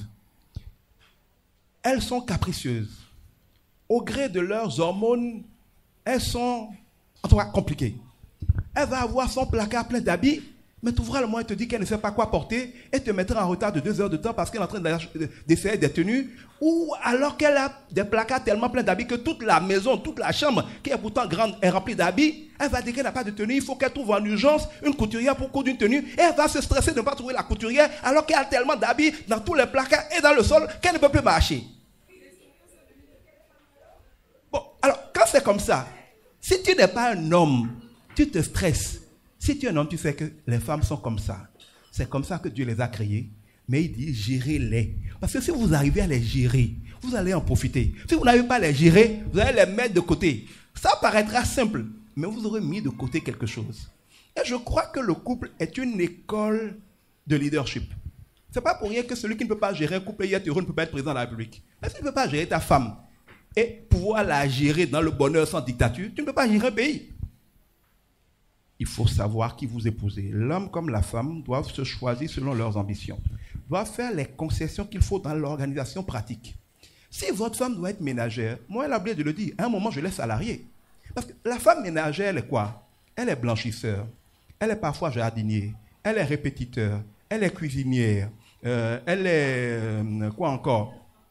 Elle est agent d'entretien, elle est votre sécurité à la maison. Elle fait un certain nombre de rôles. Parce que dans beaucoup de couples, l'homme va travailler, pas l'homme, la femme va travailler, elle gagne un petit salaire. Mais parce qu'elle n'est pas à la maison, le couple prend des charges pour compenser son absence qui en réalité dépasse ce qu'elle gagne. Pourquoi elle va travailler? Pour se prouver qu'elle est autonome. Mais pendant qu'elle va travailler, elle ne peut pas gérer sa maison. Pour manger bien, il ne faut pas juste se lever et aller acheter des choses dans le quartier. L'approvisionnement, c'est une science. En quelle saison tu achètes le maïs? En quelle saison tu achètes le haricot? Où tu vas l'acheter? Tu te lèves, tu vas dans le quartier, tu achètes une mesure, vous allez manger 10 fois trop cher. Il y a des saisons où les choses coûtent 10 fois moins cher. Tu dois connaître chaque chose avec leur saison, avec leur prix, avec le lieu d'approvisionnement. Mettre en place un scénario d'approvisionnement dans la bonne saison, de stockage sécurisé pour optimiser le budget de ta maison. Quand tu sens que ton homme n'a pas beaucoup d'argent, est-ce que tu es capable de te réajuster pour qu'il ne sorte même pas que quelque chose a changé dans la maison? Parce que tu as la créativité et la sagesse pour le faire. Ça s'apprend. Mais on ne peut pas apprendre ça pendant qu'on est en train de jouer le féminisme. Je dirais beaucoup sur cette question que non seulement on doit faire des choix, mais les femmes, tout dépend de vous. Une petite anecdote. Un jour, je venais de recruter une collaboratrice qui recevait, quand je ne décroche pas mes appels, un transfert d'appels sur son call center. Elle s'appelait Ursula. C'est la première fois qu'on venait de faire ça. Avant, je décrochais mes appels moi-même. On n'était même pas encore mariés, on était fiancés. Ma mère m'appelle. C'est la dame qui décroche, parce que je n'ai pas vu décrocher. Ma mère lui demande, elle parle comme moi, carte sur table, qui es-tu toi pour décrocher le téléphone d'Edgar? Elle dit, je suis sa collaboratrice. Ma mère dit, sa collaboratrice. D'accord, elle raccroche. C'est ma mère, hein? Elle n'attend pas de me parler. Elle appelle directement Hermione. Elle dit, Milo, fite wede, you a soutwe dion, yon dewe décrocher. Fite ande, bon non, you a soutwe, bon mais nous voulons décrocher. Ma mère, qui immédiatement appelle mon épouse pour, si j'étais en train de faire une bêtise, me signaler et l'interpeller. Est-ce que quand vous avez une mère comme ça, qui vous a éduqué comme ça, vous pouvez être un garçon qui ne respecte pas sa femme, qui n'honore pas sa femme, qui méprise sa femme? Pendant que vous faites les féministes, vous manquez le temps de faire de vos garçons d'aujourd'hui les maris que vous rêvez d'avoir pour vos filles de demain. Faites votre boulot au lieu de protester. On n'a jamais changé le monde en réclamant des droits. Depuis qu'on parle des droits de l'homme, le monde s'est gâté. Avant, les gens créaient Dieu se comportait bien. Depuis qu'on a commencé à se focaliser sur les droits de l'homme, c'est au nom des droits de l'homme qu'on a le droit de découper les bébés, de les aspirer, de les mettre à la poubelle. C'est en ce nom-là qu'on a le droit de préférer les homosexuels aux gens normaux. Au nom des droits de l'homme, on ne fait que de bêtises. On ne peut pas changer le monde en réclamant les droits des femmes. Il faut revenir à la sagesse du Créateur des hommes et des femmes pour faire ce que chacun doit faire, parce que chacun est toujours heureux en faisant ce qu'il doit faire. Mais dernière chose pour clore cette partie, tout homme a besoin d'être constamment rassuré qu'il est le chef. Quand une femme commence à briller et à s'élever, si l'homme, comme moi, à cause de son éducation, de son histoire, ou peut-être à cause de sa position sociale, ne se sent pas menacé, c'est tant mieux. Mais dans beaucoup de cas, plus la femme va commencer à monter, plus l'homme va commencer à être jaloux, plus il va commencer à se sentir menacé. J'ai fait beaucoup de séminaires pour les secrétaires. Elles disent, mais toute notre carrière, on a passé le temps à gérer les batailles d'ego à distance entre notre patron et notre mari. Regardez bien, quand une femme travaille, il y a une guerre d'ego entre son patron et son mari constamment. Et les femmes sont tout le temps tirées. Tu es à la maison, tu es frustré parce que ton patron t'a emmerdé au moment où tu partais du boulot. Tu vas au boulot, tu es frustré parce qu'en te déposant le matin, ton mari t'a boudé. Elles ont passé une carrière malheureuse. C'est ça être émancipé? Si on doit faire quelque chose et ne pas avoir la paix dedans, est-ce que c'est ça être émancipé? C'est ça le bonheur? Non. Donc, quand vous commencez à évoluer, parlez avec votre homme, demandez-lui son aide, impliquez-le et rassurez-le avec sagesse qu'il n'est pas en danger. Je donne un exemple. Si avant vous lui demandiez l'autorisation de faire des choses, parce que c'est lui qui va donner l'argent, même si vous avez les moyens de le faire sans lui, demandez-lui toujours l'autorisation et s'il dit non, ne le faites pas. Mais s'il sent que désormais, parce que vous gagnez de l'argent, il n'est plus en situation de s'assurer que sa femme ne fasse que ce qu'il veut, vous commencez à lui démontrer que votre succès est une menace. Parce qu'aucun homme n'acceptera que sa femme fasse ce qu'elle veut. Vous pouvez le faire, hein? Mais ça va devenir la guerre. Or, pour le faire et aller loin dedans, même on va parler des succès, des règles du succès, il faut faire les choses dans la paix. Comment tu peux régler l'entrepreneuriat? Il n'y a pas facile, c'est compliqué. Si tu dois le faire, tandis que celui qui vit avec toi est ton ennemi et est constamment en guerre avec, demandez à mon épouse, à un moment, elle voulait faire certaines activités. Je n'y croyais pas. Je n'ai pas dit non, parce que je n'ai pas été éduqué pour empêcher ma femme de réussir. J'ai dit, ok, vas-y. Mais en réalité, je n'y croyais pas. Demandez-lui. Il y a une saison où elle a tout fait, rien ne bougeait. Jusqu'au jour où Dieu lui a dit et m'a dit, tant que Edgar est dans cette position de, elle a cassé, on va voir, ça ne marchera pas, il a l'autorité établie sur toi. Demandez-lui, quand j'ai fini par dire, ok, d'accord, sous telle condition, je bénis, quel est le changement? Demandez-lui, il y a des moments dans sa vie d'affaires, elle a des difficultés. Et dans des moments spéciaux qu'elle et moi nous connaissons, quand je prophétise et je déclare certaines choses, immédiatement, elle voit le changement parce que de la même manière que les pères sont une autorité établie par Dieu, que ça nous plaise ou non, sur les enfants, un mari a une autorité établie sur sa femme. S'il n'a pas le cœur à la voir décoller, elle ne décollera pas. Et si elle décolle, elle aura des problèmes. Mais si il veut la pousser, c'est même lui qui va lui trouver des clients. C'est lui qui va lui trouver des partenaires. Et autre chose, nous avons une société, que vous le voulez ou non, les gens respectent les hommes. Quand une femme vient faire des affaires, qu'on sait que c'est avec l'accord de son époux et que son époux n'est pas loin, il y a des choses qu'on ne lui fait pas. Il y a des jeux qu'on ne gère pas. Il y a un manque de respect qu'on ne lui fera jamais. Mais quand on voit que c'est quelqu'un qui n'a personne derrière elle, on la méprise. Vous êtes une femme d'affaires, vous allez aller de bureau en bureau chercher des clients. Si c'est vous qu'on voit, vous allez subir le harcèlement. Mais demandez-lui, est-ce qu'elle peut partir quelque part, quelqu'un va la harceler? Quand elle dit, je suis madame, il dit, bien sûr, quelqu'un peut tenter de la harceler. Donc, vous ne le voulez pas. Dieu a organisé les choses de telle sorte que nous devons travailler ensemble pour nous en sortir. Et il vaut mieux, on n'a pas le temps de développer, mais avoir la sagesse de le construire. N'ayant pas beaucoup de temps, je vais vous parler donc en très bref de quelques clés. On n'a pas beaucoup de temps pour booster vos affaires. La première chose, c'est quoi? Arrêtez de vous poser toujours cette mauvaise question de qu'est-ce qui marche. C'est la plus mauvaise question que les gens posent pourtant tellement dans les affaires. Qu'est-ce qui marche? Parce que rien ne marche pour tout le monde. Il y a des choses qui marchent pour certains à cause de qui ils sont, à cause de ce qu'ils savent, à cause de ce qu'ils ont, et parce que c'est le plan de Dieu pour eux. Écoutez, l'aigle qui essaie de courir dans la forêt va mourir, comme le singe qui essaie de sauter de montagne en montagne va mourir. Mais dans la forêt, le singe est imbattable. Et dans les airs, l'aigle est le champion. Shaka Zulu dira, et c'est plein de sagesse, que quand l'aigle affronte le léopard, si le combat se passe au sol, le léopard gagnera forcément. Mais si le combat se passe dans les airs, l'aigle gagnera. Le tout n'est pas de dire, je veux la stratégie, je suis entrepreneur, je vais faire, ça va marcher. Il y a des fois, votre échec est garanti parce que vous essayez de faire quelque chose pour lequel vous n'êtes pas équipé. Ne regardez pas ce qui marche. Une femme a peut-être son amant qui est douanier. Elle fait venir des conteneurs, ne paye rien dessus. Elle est tranquille à la maison, lui amène ça. Elle met des trucs dans sa boutique où si elle doit payer les vraies charges, elle ne va jamais s'en sortir. En plus d'avoir un amant qui est douanier, elle a son mari qui a construit une maison qui a mis boutique devant. La boutique aurait pu coûter 100 000 francs, ne paye aucun loyer. Il y a l'électricien, elle ne paye pas. Elle vend glace, elle vend bissap. Les gens sont à longueur de journée. Elle est donc subventionnée par son mari et subventionnée par son amant. Elle est là depuis, on lui demande, elle ne paye même pas ses vraies charges. Son mari s'occupe d'elle, juste pour s'occuper et qu'elle ne soit pas à la maison à s'ennuyer pour lui créer des problèmes. Il lui a créé quelque chose, elle fait l'entrepreneur. Tu la vois, ça brille, tu dis que divers, ça marche. Tu as une femme qui fait ça dans ton quartier, ça marche, tu vas l'essayer. Tu vas te casser lamentablement la gueule. Parce que les raisons pour lesquelles ça marche chez elle, tu ne les réunis pas. Demande-toi qu'est-ce que tu es en situation de faire marcher. Qu'est-ce que tu as les moyens de faire marcher? Quels sont non seulement les problèmes qui se posent dans ton environnement, qui se posent à des gens que tu connais qui ont le pouvoir d'achat pour acheter la solution, parce qu'il y a des problèmes dont tu as la solution, mais dont ceux qui en auraient besoin n'ont pas les moyens de payer la solution. À moins de vouloir faire la philanthropie parce que tu es déjà riche, ne va pas là-bas. Va là où les gens ont des problèmes que tu as les moyens de régler, mais des problèmes pour lesquels s'ils sont réglés, eux, ils sont prêts à payer. Si par exemple tu veux aider les gens à faire payer leur SBE SONEB, oui, tout le monde veut ne pas perdre du temps. Mais demande-leur de payer 2000 francs pour ça, tu vas voir que personne ne veut. Il y a toujours un petit garçon, une petite fille dans sa maison qui va envoyer. Donc ce n'est pas tous les problèmes solvables qui sont des problèmes intéressants à résoudre si on veut gagner de l'argent. Il faut donc savoir dans quoi tu te lances. Parce qu'on ne gagne pas toujours les combats parce qu'on est fort. Les gens qui gagnent tous leurs combats sont surtout ceux qui choisissent bien leurs combats. Je dis souvent que le plus important dans les affaires, ce n'est pas de bien faire les choses. C'est de décider ce qu'est la bonne chose à faire. C'est de bien choisir ce qu'il faut faire. Il y a beaucoup d'entreprises qui devraient arrêter la plupart de leurs activités. Et c'est mon deuxième conseil. On ne peut pas gérer et faire réussir ce qu'on ne peut pas mesurer. La plupart des nôtres méprisent la comptabilité, surtout la comptabilité analytique. Beaucoup de gens perdent de l'argent à chaque vente. Et Dieu est gentil en faisant en sorte qu'il n'y ait pas des clients, ils ne se rendent pas compte.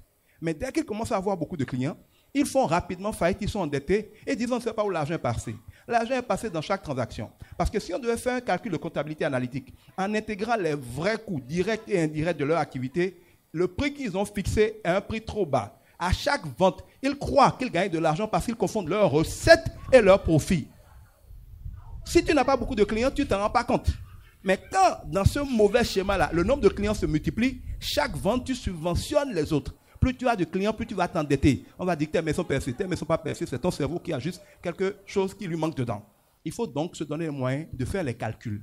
Et quand quelque chose n'est pas rentable, ou que le prix auquel ça doit être rentable, tu te rends compte que le marché ne peut pas le payer. Il n'y a pas de honte à arrêter.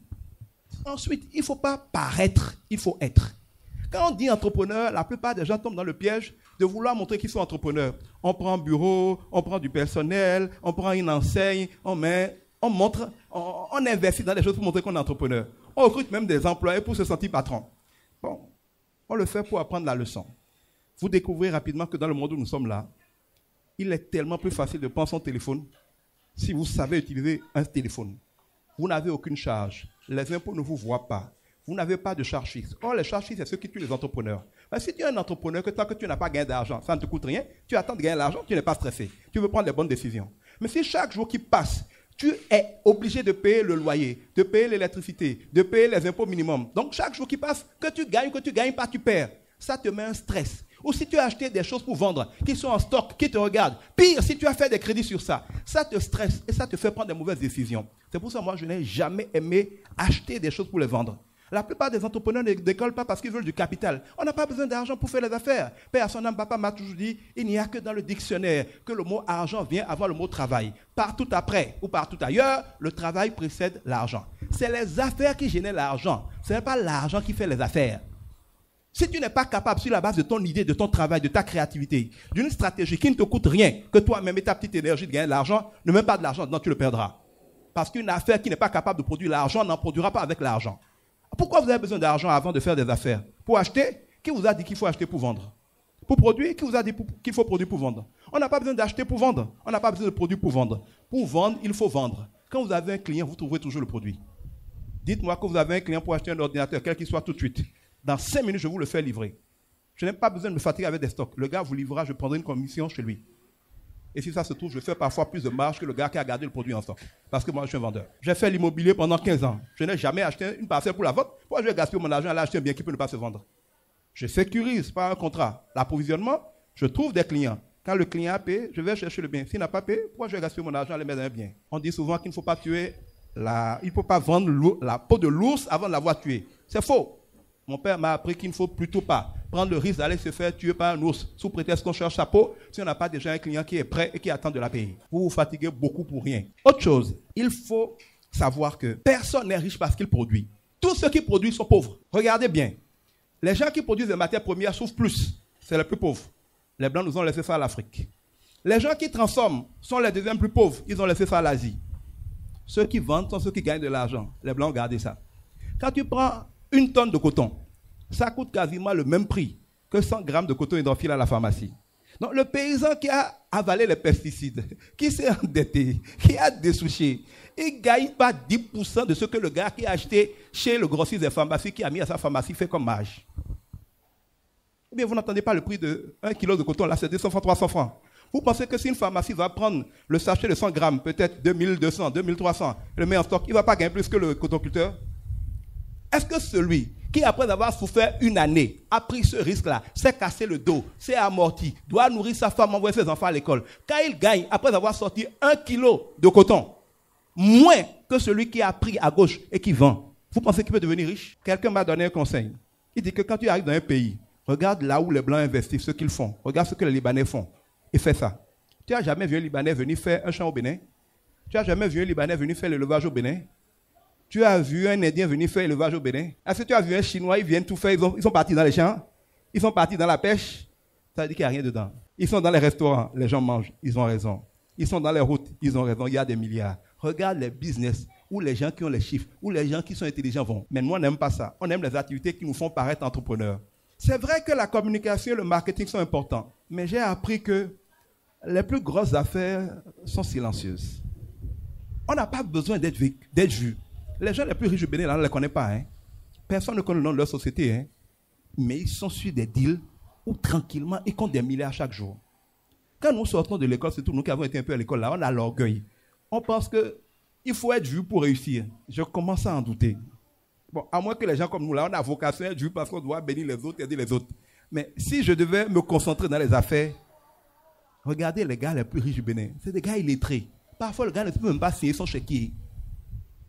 On peut lui mentir. J'en ai encore vu la dernière fois dans une formation. Mais il brasse des milliards. Il faut que nous apprenions quelque chose de ces gens. Il y a une sagesse empirique qui permet de se connecter aux bonnes personnes. J'ai remarqué aussi que l'argent n'aime pas le bruit. Quand tu es trop visible en communication, les gens qui font les grosses affaires te fuient. Il y a un contact corps à corps avec les bonnes personnes qui permet parfois de repérer certaines opportunités et de gérer des choses plus importantes. L'autre chose que je vous dirais aussi pour booster rapidement ces affaires, c'est posez-vous cette question. Quelle est votre raison d'être? C'est-à-dire, en tant qu'entreprise dans les affaires, là, vous êtes là pourquoi? Vous apportez quoi? Je reformule la question. Qu'est-ce que vous apportez qu'on ne peut trouver nulle part que chez vous? Les gens ne viennent pas chez vous à cause de qui vous êtes. Par exemple, je suis tailleur. Pourquoi je vais quitter Calavier et venir chez un tailleur à quoi? Il y a plein de tailleurs partout.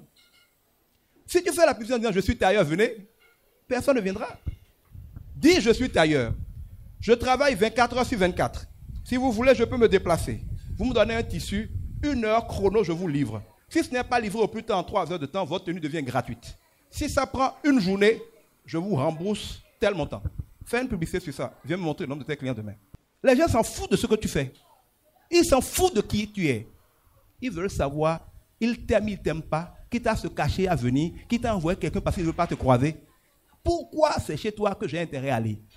Tant que vous n'avez pas répondu à cette question, vos affaires n'iront nulle part. Quand vous aurez répondu à cette question, vous devrez faire toute votre stratégie autour de ça.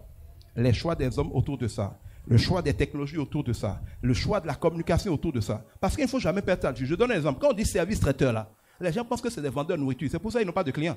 Un service traiteur n'a pas pour raison d'être de faire la nourriture. Si je veux manger, il y a plein d'endroits à Cotonou où on mange beaucoup moins cher que un service traiteur. Donc, aucun service traiteur ne peut rivaliser avec la nourriture. Le service traiteur, c'est un service pour des gens riches qui veulent organiser des fêtes avec beaucoup d'amis, faire faro, mais sans que la femme n'ait à se stresser à la cuisine, sans devoir mettre la table, sans devoir faire le ménage après, sans devoir servir. C'est le luxe des gens qui ont les moyens de vouloir faire la fête sans que ni le mari ni la femme ne se fatiguent. Ils payent un service traiteur, ils ne payent pas la nourriture. Ça veut dire que les variables d'excellence pour avoir des clients, ce n'est pas d'avoir de la bonne nourriture, c'est une variable. Mais d'être capable de faire du beau, d'être capable d'être professionnel, d'être capable de venir avec des process où le gars est content, il a sa fête, il voit que c'est gars, mais qui tu as fait venir là? C'est des professionnels, ils répondent rapidement, ils ont des masques pour ne pas cracher dans la nourriture des gens, ils ont des gants, ils vous présentent un menu, ils vous disent, monsieur, tel que je vous vois, est-ce que vous n'êtes pas diabétique? Oui, dans ce cas, je vous conseille pas ça ou pas. J'ai prévu tel pour vous. À vous, vous m'avez l'air de quelqu'un qui ne va pas beaucoup supporter le gluten. Ne vous inquiétez pas, on a prévu ça. Si vous êtes un service traiteur, vous pouvez aller à une fête de riches et il sent que ça, c'est un professionnel. Il va commencer à vous recommander à ses amis. C'est vous qui allez fatiguer. Mais comme le service traiteur arrête 5 minutes pour réfléchir à des choses comme ça. Dès qu'on s'est préparé à la maison et qu'on connaît là, on peut louer quelques dishes, on devient service traiteur. Mais ce n'est pas ça un service traiteur. Regardez, pour terminer cet exemple, les chemins de fer, ils ont disparu. Papa l'avait prédit. Pourquoi? Parce qu'ils ont toujours pensé, ils se sont appelés des cheminots. Ils ont cru que leur raison d'être était de faire rouler des trains. Mais personne ne mange les trains. Ils avaient pour raison d'être d'assurer le transport de marchandises le plus rapidement possible à un meilleur coût possible. À un moment donné, à cause de la situation technologique, les trains étaient la meilleure manière de le faire, les chemins de fer ont prospéré. Quand les bus sont arrivés, quand les camions moins chers sont arrivés, quand les camions chinois sont arrivés, quand les avions sont arrivés, une partie de la clientèle qui venait chez eux pour assurer le transport aux meilleures conditions, il n'était plus le meilleur rapport qualité-prix.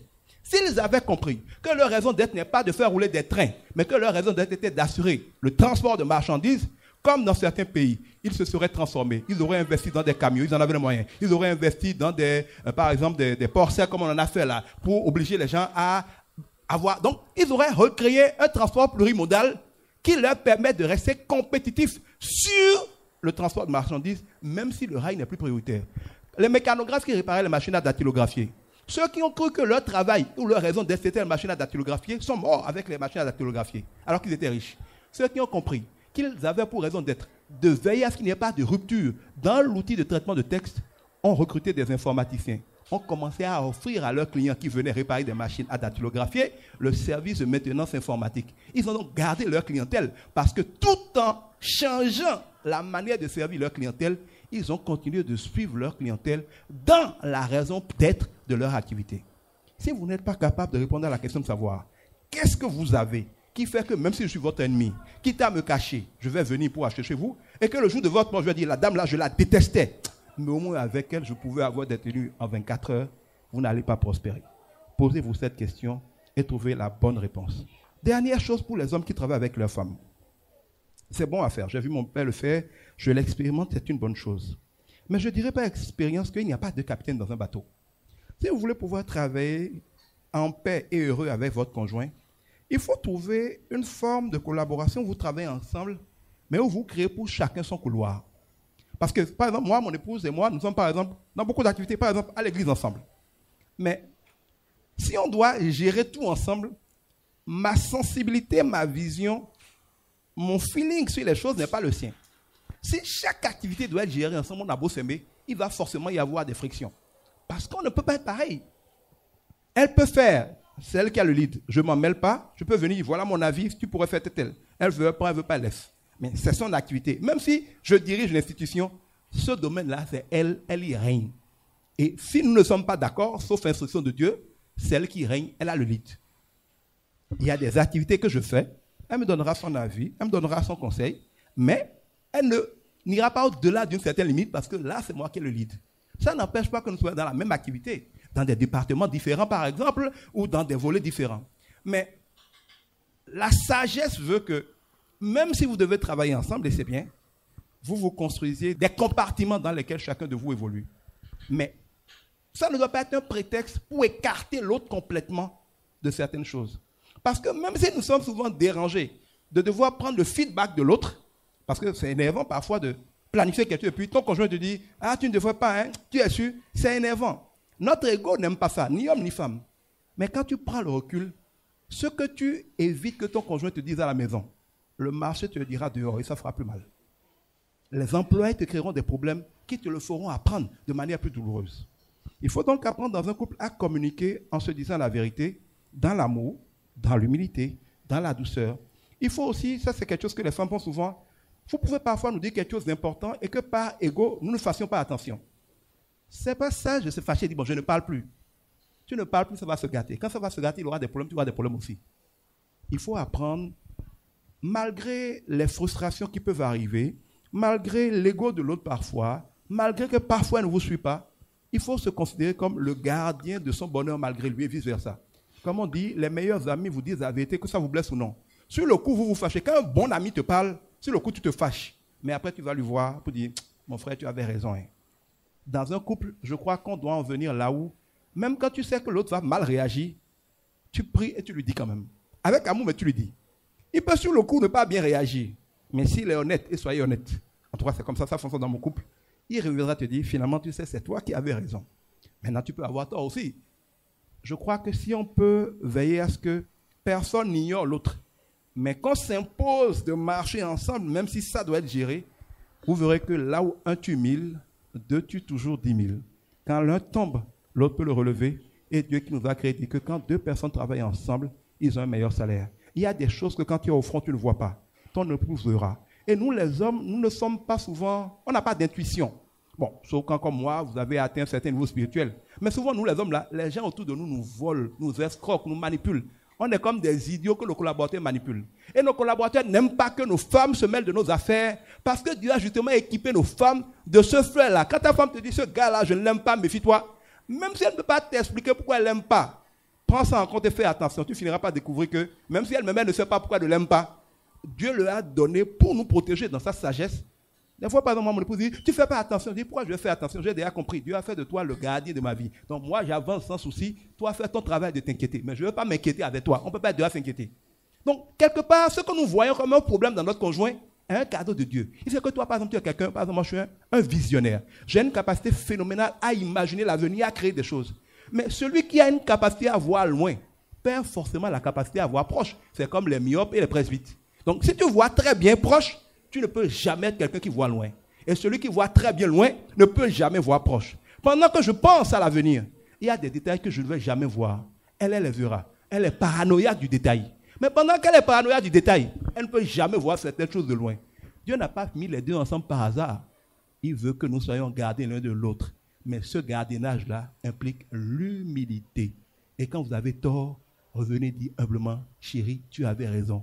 Si vous avez raison, elle dira, ce n'est pas à vous de dire, ou il dira, tu avais raison. Vous êtes à deux, vous vous voyez nus, vous jouez.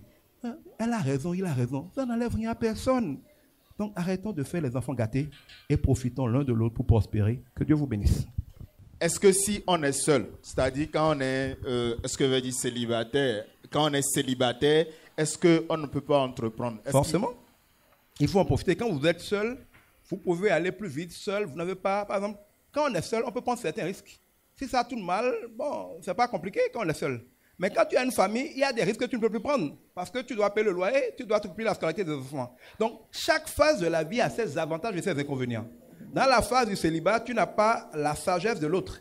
Mais tu as une certaine latitude et moins d'engagement qui te permet de prendre certains risques et de faire plus d'effets avant d'apprendre.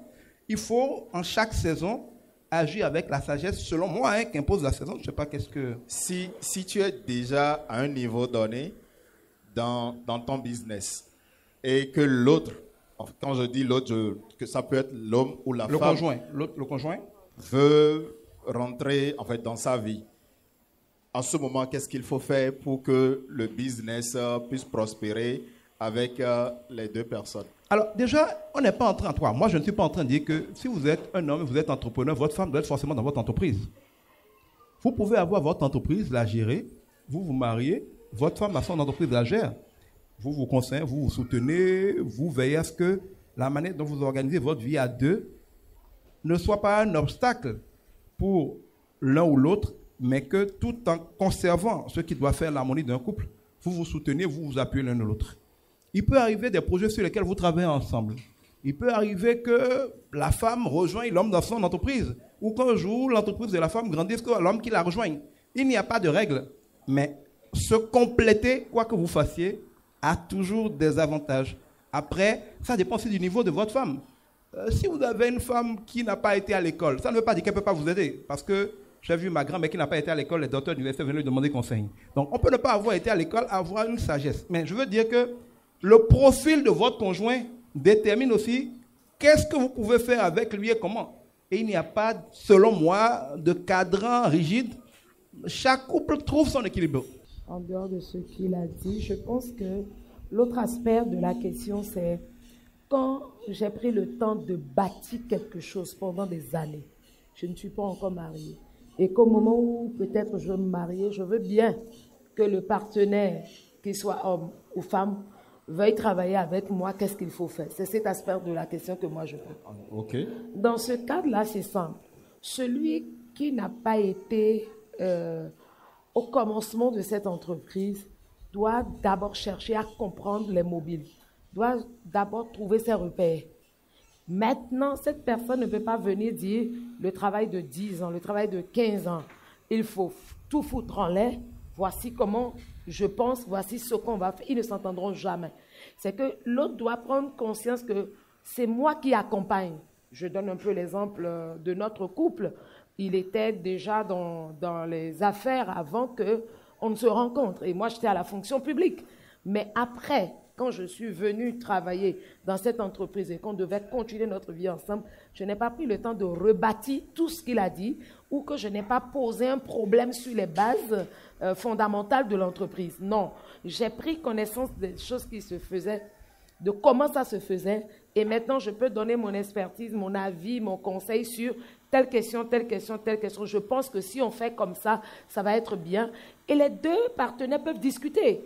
Pourquoi tu l'as dit? Parce que l'une des raisons pour lesquelles les couples ont du mal à travailler ensemble, c'est naturel, c'est lié à l'éducation au Bénin. Quand on te dit non, ne cherche pas pourquoi c'est non. Fais d'abord. Exécution avant réclamation. On te dit, si tu veux savoir pourquoi c'est non avant de le faire, et un bojodo. Donc, ça ne peut pas être comme ça. Il faut prendre le temps. Et aussi, c'est important dans l'éducation de nos enfants. Non parce que. Non parce que. Un petit exemple, quand ma fille me disait, maman, j'ai rencontré un homme. Voilà, elle a parlé jusqu'à la fin, j'ai dit ok. Mais est-ce que tu sais que cette personne a les gènes de telle chose? Ce n'est pas une maladie grave, c'est un truc héréditaire. Dis, tu sais ça? Elle m'a dit non. Je dis, moi, mon oui est conditionné par ça. Parce que je ne veux pas que tu te maries, que tu ailles tout le temps à l'hôpital. Je suis désolée, je ne suis pas prête à t'accompagner dans ça. Maintenant, si Dieu me convainc que toi, tu es peut-être celle qui va sauver ce dernier par ton groupe sanguin, je n'ai rien à dire, c'est ta destinée. Je t'accompagne, je te suis. La condition est là, en fait. Et quand c'est comme ça, elle a compris que c'est ce qu'il faut. Maintenant, quand vous dites, vous proposez quelque chose, une idée, une affaire, et nous les femmes là, quand on nous dit non tout de suite pour quelque chose, celui qui a dit non devient notre ennemi. Qu'il soit mari, qu'il soit parent, qu'il soit pasteur, qui qu'il soit, tu deviens notre ennemi parce qu'on t'a proposé, tu as refusé. Notre idée n'est pas tombée du ciel. Je suis désolée. Donc, quand tu dis non ou quand tu dis oui, tu proposes, tu dois expliquer pourquoi tu as proposé ça. Quelles sont les expériences peut-être que tu as déjà eues par rapport à ça, que tu mets sur la table, l'autre regarde et dit quand même, je veux essayer. Alors là, je t'aurais prévenu. Et quand ça arrive, effectivement, ça permet aussi à l'autre de dire, ah, elle est expérimentée, il est expérimenté. Ce qu'il a dit est vrai. Une fois, deux fois, trois fois, on ne peut plus continuer à vivre comme ça. C'est ce que moi, je pense ajouter un peu. Merci. Actuellement, on est dans le domaine des agences de voyage et tout. Vendre des billets d'avion, tout ça et tout, faire des prestations, tout ça. Tout à l'heure, quand M.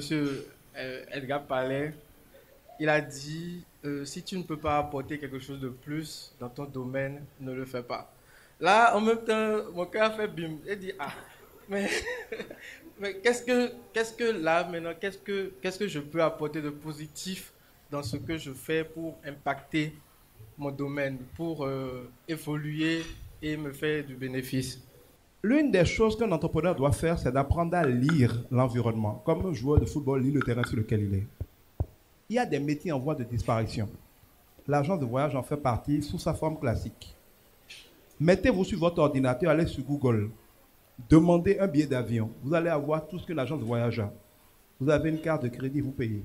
Et ça va être de plus en plus facile avec l'intelligence artificielle. Donc, si quelqu'un vous dit qu'en émettant des billets, vous allez gagner de l'argent, il vous ment.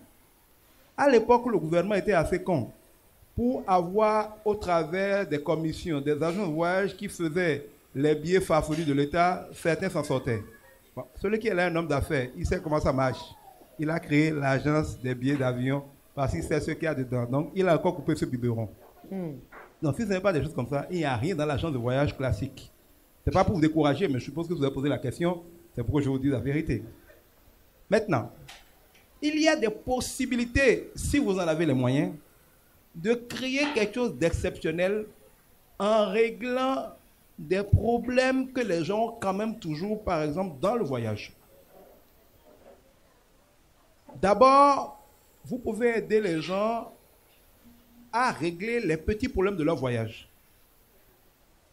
Si tu perds ton bagage, tu ne fais rien, appelle-moi seulement, je m'occupe de tout, je t'amène ta valise à la maison. Si tu arrives dans un aéroport, tu es perdu, si c'est à Paris, écris-moi, je te mets en contact avec quelqu'un que j'ai à Paris, il va t'aider. C'est-à-dire, vous êtes obligé dans la chaîne de valeur du voyage, je vais essayer d'être bref, d'identifier des poches de problèmes non résolus pour lesquels les gens seraient prêts peut-être, ça c'est à vérifier, à payer pour avoir un certain confort et à ajouter ça à vos services. Par exemple, il y a des gens qui vont dans des pays, ils payent le billet d'avion, ils disent je suis dans le pays, mais ils ne font rien. Ils sont à l'hôtel du début à la fin parce qu'ils n'ont pas de contact sur place. On ne peut pas faire des rendez-vous d'affaires. Il n'a pas des gens qui ont préparé des rencontres avec lui. Alors qu'il est dans le commerce, il ne peut pas aller visiter les bons marchés, les bonnes usines, les bonnes foires. Il ne sait pas où aller faire du tourisme. Il cherche à envoyer ses enfants en vacances. Il ne sait pas où il est. Il ne connaît que Paris. Ils ont déjà été à Paris. Il ne connaît rien d'autre. Il y a des petites niches comme ça où des problèmes demeurent. Si, je mets un grand si, vous avez les moyens de relever ces défis avec excellence, à un coût de revient que les gens sont prêts à payer, je mets tout ça en si, peut-être que vous pouvez faire quelque chose dans le secteur. Autrement, si vous voulez mon avis, cherchez autre chose. Si pendant que vous cherchez autre chose, un client vous appelle pour dire j'ai un billet, ne vous inquiétez pas, dites oui. Contactez une agence qui n'a pas compris ça, elle émettra le billet, vous donnera une commission là-dessus. Vous n'aurez pas tout perdu. Mais croyez-moi, vous n'aurez pas tout perdu, vous gagnerez peu. Mais au finish, c'est le moins de mal pour vous. Mais si vous continuez avec une agence de voyage, vous payez des loyers pour ça, vous payez du personnel pour ça. On va faire le bilan dans un an, je vous laisserai mes contacts. Peut-être que vous allez être une exception qui va confirmer la règle. Je veux voir le résultat. J'espère que je ne vous ai pas découragé. Hein? Moi, je voudrais vous ajouter quelque chose. Aujourd'hui, puisque ceux qui vendent des billets et consorts sont classés dans le département du tourisme, vous pouvez le faire autrement. Comme il a dit, émettre uniquement des billets aujourd'hui, c'est dépassé. C'est vraiment dépassé, de très dépassé. Les petits services dont il a parlé, c'est important. Quand nous, on voyage, on va n'importe où, la première chose par sa galanterie, c'est « chérie, assois-toi ». Il récupère les bagages, si quelqu'un peut le faire, c'est un petit service et tout, c'est bon. Et juste après, la chose la plus importante, parce qu'il me connaît. Quand je suis en mode avion, peut-être même encore aujourd'hui, en Afrique, ça a changé avec, je crois, Air Côte d'Ivoire, on peut avoir la connexion à bord des avions. Mais la première des choses, c'est que je descends, je dois rallumer mon portable et je dois commencer à faire mes photos. Parce que moi, surtout quand c'est des voyages de vacances, je ne joue pas avec mes vacances. Ça, là, c'est vacances de chez vacances. Donc, vous pouvez déjà proposer des services de tourisme aussi pour ceux qui voyagent. C'est quelque chose aussi que vous pouvez ajouter et dire aux gens, bon, téléphone. Il dit automatiquement, c'est lui qui fait la SIM du pays. Il me met dans mon portable. Il fait le mien d'abord avant de faire le sien parce qu'il sait que c'est comme ça qu'il faut commencer. Et quand je prends le mien, merci. Je ne connais rien au pays. Taxi, on fait comment, c'est lui qui fait tout. Donc, si ça peut faire partie des services que vous proposez, ça va être super bien. Surtout avoir un numéro de téléphone juste à la descente de l'avion, des services comme ça, vous pouvez le faire. 1. 2. Vous pourriez aussi arrêter d'être juste une agence qui émet des billets et commencer à vous rapprocher. Par exemple, des hôtels, à vous rapprocher des wedding planners comme moi, parce que j'ai aussi un département de tourisme, puisque je dis si je prends un mariage au complet, c'est-à-dire de la dot jusqu'à la fin, il faut que je gagne encore de l'argent en leur proposant d'aller dans leur lune de miel. Et ce ne serait pas juste, je vous propose d'aller à tel endroit. J'ai tout mon national qui est là, qui les accompagne, photos, films. Ça dit, tu as tout ce qu'il faut pour ton voyage. Escale de gloire. Donc, de vous rapprocher des personnes comme nous. Un wedding planner, des event planners, des hôtels, des personnes qui sont dans la machine du mariage et même d'autres événements, même des vacances. Et quand vous vous approchez d'eux, vous savez s'il y a des gens ou pas, vous commencez à proposer des excursions. C'est ce que les gens font aujourd'hui. Des excursions de groupe. Il y a des gens qui sont au Bénin, ils ne connaissent pas Bopa depuis leur naissance jusqu'à ce qu'ils ont 40 ans. Ce n'est pas un problème, c'est qu'ils n'ont jamais eu le temps ni l'opportunité d'aller là-bas. Personne ne leur a proposé, ce n'est pas une offre qui valait vraiment le coup. Vous pouvez proposer, vous êtes à la jeune chambre, c'est sûr, vous pouvez proposer à vos collègues, et au lieu de mettre des billets pour aller je ne sais où, et mettez les billets pour aller connaître Bopa, pour faire du tourisme dans le Bénin, pour aller connaître le Bénin. Moi, j'ai dû prendre ma voiture pour aller jusqu'au nord du pays. On a fait tout le tour du Bénin, je crois que c'était il y a 1 an ou 2 ans, pour aller connaître des endroits où je peux amener les gens. Et il y a de beaux endroits au Bénin où les gens peuvent ne pas aller à l'extérieur, mais pour leur lune de miel, aller à Natitengo, aller à Bembere. Qu'est-ce que j'ai vu? C'est phénoménal. C'est tellement bien. Donc, vous pouvez réorganiser si vous croyez que c'est dans ce domaine que vous voulez rester ou que vous n'avez que de compétences dans ce domaine, vous pouvez réorganiser les choses comme il faut. C'est lui qui a l'habitude d'enseigner en disant, quand vos clients n'achètent plus ce que vous vendez, vendez ce dont ils ont besoin à l'instant précis. Ma préoccupation, je dirais, peut-être ira vers M. Edgar Gribi, qui, au début de son intervention, a dit, ou du moins a développé l'aspect où les pauvres se retrouvent beaucoup plus au niveau de la chaîne de production. Donc, c'est ceux qui sont au niveau de la production qui sont, on va dire, les moins lotis sur toute la chaîne, on va dire, de la richesse. Sur ce constat, cette analyse, qu'est-ce qu'on pourrait faire? Est-ce que c'est dit que cette chaîne ne doit pas être valorisée ou s'il n'y a pas d'alternative possible pour que ceux qui sont au niveau de cette chaîne-là, au niveau de ce maillon du moins, puissent se retrouver et aussi puissent jouir des efforts qu'ils fournissent, ou est-ce qu'il faut qu'ils deviennent des laissés pour compte dans la société? Ça, c'est ma préoccupation. Merci. Je vous réponds que je me suis posé la même question.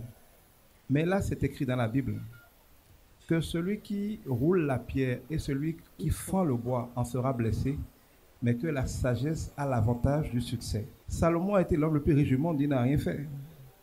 Mais il a eu la sagesse. C'est triste à dire, mais tous ceux qui n'ont rien d'autre à offrir que leur force, comme peut le faire un bœuf, ne gagneront jamais beaucoup d'argent. Les gens les plus riches ne sont pas ceux qui souffrent le plus. Ce sont ceux qui savent le mieux. La différence entre un pauvre et un riche, ce n'est pas l'argent qu'il a, c'est ce qu'il sait. Si tu veux savoir si des gens sont pauvres, dis, je donne 2000 francs et je donne un séminaire sur comment devenir riche. Dans un milieu où il y a des pauvres, ils vont faire très nombreux la queue pour prendre 2000 francs. Tu auras quelques rares personnes qui viendront pour que tu leur apprennes à devenir riche. Dans un milieu où même si les gens n'ont pas d'argent, ils ont une mentalité, tu peux prophétiser qu'ils sont riches. Ils vont dire, mais si le gars a les moyens de donner à nous tous 2000, moi je préfère me mettre du côté de ceux qui apprennent. Ce n'est pas parce que les gens n'ont pas d'argent qu'ils sont pauvres. C'est parce qu'ils sont mentalement pauvres qu'ils n'ont pas d'argent. Je le sais, mon père a été à la loterie pendant 20 ans. Personne n'a changé de vie en gagnant de la loterie. Il m'a dit, les statistiques le prouvent, tous les pauvres qui ont gagné de la loterie sont devenus encore plus pauvres. Je vous l'explique en terre à terre. Le gars n'a rien à part ça là chez lui. Il n'a que 50 000 francs de dette. Il gagne la loterie 20 000 francs. D'abord, tout le village va venir. Le jour où il a pris les 20 millions, ils vont faire la fête. Ils vont goûter 1 ou 2 millions. Maintenant, son beau-père va commencer à lui demander des choses. Il ne va pas refuser. Ce n'est pas encore grave. Son arrière-grand-papa qui est décédé en 1950 là, il va le ressusciter ou le déterrer pour le réenterrer dignement. Il va prendre des maîtresses et probablement d'autres femmes. Il va sortir son enfant des écoles publiques pour les mettre dans les écoles privées. Il va construire une maison à étage et il va mettre le climatiseur dedans. Alors qu'il habite Tchoumi-Tchoumou, il n'y a pas de route, il va s'acheter peut-être une Mercedes au lieu de s'acheter un tracteur. C'est-à-dire qu'il va investir dans plein de passifs qui non seulement ne lui servent pas à grand-chose à part de paraître maintenant riche, mais en plus vont créer des charges durables. Il va faire ça généralement pendant maximum 6 mois. Et il va se rendre compte que 20 millions, ce n'est pas 20 milliards, qu'il ne reste que 3 millions. Il va paniquer. Comment je vais faire maintenant? Je ne peux pas devenir Akwen Roro. Donc moi qui farotais, c'est moi qui allais aux cérémonies. Quand il va voir la cérémonie, les gens comme alors qu'on va chanter, c'est lui qui va distribuer de l'argent aux gens. Il va devenir le très très fort. On dit, il va devenir le très très puissant. Il va aller en boîte de nuit. Les amis vont dire, El Presidente. Il va dire, oui, mettez le casier. Les gens le prennent pour un con. Parce qu'il est mentalement pauvre. Voilà ce qui fera de l'argent. Quand il restera 3 millions, parce qu'il est mentalement pauvre, il va se dire que maintenant il faut une source de revenus. Il faut un investissement qui va lui garantir au moins 2 millions par mois. Parce que maintenant il a des climatiseurs, il paye 800 000 francs d'électricité et il paye la scolarité privée pour ses enfants. Il cherchera avec 3 millions un investissement qui va rapporter 2 millions par mois. Il est assez con pour croire que ça existe. Les gars vont faire la concurrence entre eux. Le plus brillant va prendre ces 3 millions avec une promesse chimérique. L'argent est terminé. Ce n'est pas fini. S'il s'arrête à 0, ce n'est pas encore grave. Les factures d'électricité arrivent. Il ne va pas rapidement vendre les climatiseurs et prendre l'argent pour aller faire son champ mieux. Il va avoir honte de dire qu'il n'a plus de climatiseur. Les factures vont s'accumuler. 1 million de dettes, 2 millions de dettes, 3 millions de dettes.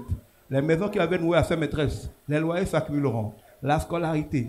Au bout d'1 an, le gars qui avait un résultat net de moins 50 000 francs, donc si on tient compte de ses actifs, peut-être qu'il n'était pas pauvre, il va devenir endetté de peut-être 40 millions de francs CFA. Oui, parce que les charges qu'on se crée, quand par exemple il va faire un investissement farfelu, ça va être une affaire de Gaiman, on va l'arrêter. La criette va vouloir le condamner, on va lui amener 10 millions pour qu'on le sorte. Il va s'endetter pour donner, non? Je peux continuer l'histoire? Oui, en 1 an, le gars qui avait 50 000 francs lui a donné 20 millions, va avoir 40 millions de dettes. Quand quelqu'un est milliardaire, sachez qu'il peut être endetté de 500 milliards, très vite. Mais ceux qui n'ont jamais été riches ne savent pas comment l'argent fonctionne. Vous êtes surpris. C'est pour ça que Dieu dit que la fortune qui s'amasse trop rapidement se perd très vite. C'est à celui qui est fidèle dans les petites choses qu'on confie les grandes. Le gars qui n'a jamais géré 1 million, vous lui donnez 10 millions, il va se créer des problèmes. On ne passe pas de 0 à héros comme certains disent, c'est faux. La vie nous construit. Et selon notre capacité, on nous donne de plus en plus. Donc la pauvreté n'est pas liée au manque d'argent. C'est la pauvreté qui fait qu'il n'y a pas d'argent. C'est pour ça, Jésus même n'a pas dit aux pauvres, je donnerai l'argent. Il dit aux pauvres, je donnerai la parole. C'est la sagesse qu'il faut aux pauvres. Donc, si vous voulez devenir riche, ce n'est pas l'argent qu'il faut chercher. Cherchez à savoir ce que les riches savent. Mais rares sont, quand par exemple on dit c'est un milliardaire peut t'aider. Premier réflexe, comment je vais lui demander de l'argent? Ça, c'est une mentalité de pauvre. Quelqu'un qui est riche dans l'esprit, quand il voit un milliardaire, il ne lui prend jamais l'argent. Parce qu'il sait que s'il demande l'argent, le gars va le mépriser. Il s'intéresse à sa sagesse. Comment toi tu as fait? C'est quoi la difficulté que tu as eue? Comment tu en es arrivé? Si un milliardaire te parle 5 minutes, ça vaut des millions dans ta vie. Mais un pauvre, quand il voit un milliardaire, il ne demandera jamais des conseils. Il cherchera quel projet présenter pour prendre un peu d'argent. C'est ça la pauvreté. Or, si même on lui donne l'argent, parce que je vous ai expliqué, ça c'était pour 20 millions de la loterie. Si tu es là ou tu es là, on te donne 1 milliard pour faire un projet. Je te vois dans 6 mois, tu as tout perdu. Ah, tu ne sais pas gérer 1 milliard. Alors, moi je pense que, qu'on le veuille ou non, ces choses qui sont déjà en voie de disparition, qui sont déjà classées déjà au bas niveau, parce qu'effectivement le vendeur il sera toujours riche, plus que celui qui le produit. Si vous prenez par exemple aujourd'hui l'élevage, le taux de mortalité, vous savez de quoi je parle. Moi je ne vous apprends rien, c'est votre domaine. Moi je n'ai jamais fait, même si mon père il a été agronome de formation, moi je ne comprends pas. Mais le taux de mortalité, ce qu'il faut pour nourrir les animaux de base qui vont se reproduire, c'est énorme. C'est un investissement énorme pour finir par gagner 5 francs, 10 Pas francs. perdre. Je vous parle parce Ils font que, de la comptabilité vous analytique, savez, ils perdent. je C'est vous pour ça parle qu'il parce faut. que tout à l'heure, quand il parlait de l'approvisionnement, je suis championne de l'approvisionnement. Vous avez pris 7 ans pour faire une formation. Vous avez pris 10 ans pour faire une formation. Vous avez pris autant d'années. Vous vous êtes investi dans le domaine. Maintenant, vous sortez avec votre diplôme, vous l'avez soutenu et tout, vous voulez vous lancer peut-être dans la production animale ou agroalimentaire. C'est quoi le système aujourd'hui? Et tous ceux qui se sont, c'est-à-dire peinés 7 années, 10 ans, 12 ans, formation 1 mois, formation 3 mois, nous organisons une formation. Vous êtes en train de créer des concurrents et de tuer votre secteur d'activité, après vous criez au secours. Vous appelez qui? Quand je fais une organisation, les gens m'appellent, madame, vous faites formation? Non. Si la personne insiste, je dis oui. Vous voulez faire une formation dans quel domaine? Institut de beauté parce que je suis esthéticienne? Oui. C'est 1 500 000 l'année. Et c'est 3 ans obligatoires. Je sais que la jeunesse d'aujourd'hui ne va jamais accepter ça et payer ce prix. Alors là, je viens de régler le problème. Je ne peux pas me former mes concurrents. Je ne peux pas prendre votre argent parce que c'est malhonnête. Je ne peux pas prendre votre argent et devenir encore votre premier concurrent connaissant la taille, la force, l'énergie que j'ai en entrepreneuriat et vous écraser encore, je suis désolée. Il faut permettre aussi aux autres d'aller faire le chemin derrière afin que leur saison arrive. Ce n'est pas réfléchi. Vous faites quelque chose, vous sortez graphiste. Le mois d'après, formation 1 mois, 6 mois. Oui, c'est vrai, les gens vont vous donner de l'argent. Vous aurez de l'argent sur le coup. Mais vous fabriquez des concurrents et vous détruisez votre secteur. Et le secteur sera en voie de disparition. Vous ne pouvez pas gérer. Si vous faites des choses comme ça, écoutez, qui viendra acheter les poulets chez vous? Qui viendra acheter du lapin chez vous? Qui viendra consommer ce que vous êtes en train de créer? Le problème se trouve là. Et c'est là que le producteur sera toujours plus pauvre. Alors, s'il est agronome, permettez-moi de lui dire quelque chose de très important. D'abord, ce que je dis n'est pas que pour le secteur de l'agriculture. Prenons en ville le transport, le basset là, le pousse-pousseur là, qui transporte des colis. Regardez sa souffrance. Prenez le Zémédian, qui transporte des gens. Il souffre moins que le basset, hein, mais il gagne plus d'argent. Prenez le chauffeur de taxi, qui souffre encore moins que le Zémédian. Il gagne plus que le Zémédian. Prenez le chauffeur d'un patron qui est dans une voiture climatisée, il gagne son patron dans toute la journée, il gagne encore plus que... Vous ne voyez pas que quand la facilité du travail augmente, les gains augmentent? Je ne veux pas vous décourager. On ne prospère pas avec les efforts, on prospère avec la sagesse. Première chose. Dernière chose, il y a 2 milliardaires au Bénin qui ont fait du poulet et du poisson. Ils ont tous eu des champs et des fermes. Aucun d'entre eux n'a produit. Ils ont arrêté. Ils ont préféré importer. Qu'est-ce qu'un pauvre qui n'a pas les milliards va faire pour rentabiliser ce que les gens qui avaient les milliards et le marché, y compris du Nigeria, ont conclu que ce n'est pas rentable de produire? Il y a des choses, on n'a pas besoin de faire étude de marché. L'évidence du marché parle. Je vais pire. Regardez en France. Pays dit développé. Agriculteurs subventionnés. Tracteurs climatisés. Vous voyez ce qui se passe en France? Avec la concurrence de la Chine, de la Russie, de l'Ukraine, les agriculteurs français sont en train de mourir de faim. Ils sont obligés de jeter des matières fécales dans la rue pour protester parce que malgré tous les systèmes de subvention qu'ils ont, ils sont en faillite. Et tu veux être producteur au Bénin et prospérer avec l'euro comme devise. Parce que le CFA est adossé à l'euro. Allez, on n'a pas le temps dans les détails. Structurellement, l'économie béninoise et l'économie du mois est conçue pour que aucun producteur ne puisse prospérer. Ce n'est pas possible. Donc, ne regardez pas que vous avez passé 10 ans à l'école. Si tu as passé 10 ans à l'école pour apprendre un métier qui ne nourrit pas, oublie le métier vite et va faire ce qui nourrit. C'est vrai que tu as perdu 10 ans, mais ce n'est jamais perdu parce que l'expérience que tu as eue dedans va te servir à autre chose. Mais si tu veux trop ne pas perdre tes 10 ans, tu vas perdre tes 20 prochaines années. Il ne faut pas te fâcher, hein. Je sais que c'est dur, mais je pense qu'il vaut mieux te dire la vérité. Madame Guidibi et Monsieur Guidibi, vous travaillez dans les mêmes entreprises. Exactement. Et il arrive que au boulot, Monsieur Guidibi ose un peu le ton. Peut-être il y a eu quelque chose qui s'est passé qui ose un peu le ton. Par erreur, il s'est énervé, il a haussé un peu le ton. Est-ce que, arrivé à la maison, il y aura de répercussions sur monsieur et à la maison ce soir, monsieur constate que vous aviez aussi réagi suite à ce qu'il a fait et vous-même vous vous êtes comporté d'une autre manière. Est-ce qu'au boulot, les employés constateront qu'il y a problème entre madame et monsieur ou à la maison? C'est une affaire d'éducation. Première chose, l'éducation que la femme a reçue, l'éducation que l'homme a reçue, et le prototype du couple que leurs parents ont été, ça influence forcément nos couples, nos vies. On peut changer après, on peut travailler après à changer ça, mais c'est toujours ça. J'ai vu, c'est quasiment la même chose, mes beaux-parents, qui vivaient ensemble dans la même maison. Ils sont que des garçons, c'est vrai, mais j'ai vu une certaine harmonie qui cadrait avec ce que mes parents vivaient. Donc, pour moi, c'est normal. Et quand on a commencé à travailler ensemble, d'abord moi j'étais à la fonction publique et lui il était dans le privé, c'était fortuitement à une conférence qu'on s'est rencontrés dans notre institution et puis ça a commencé comme ça. Bref, après, je devrais laisser, puisqu'il trouvait que bon, quelqu'un comme moi ne pouvait pas rester à faire ça, il vaut mieux quitter là-bas pour travailler avec lui. Donc, on a d'abord commencé par une relation professionnelle avant que ça ne donne ce que ça a donné après.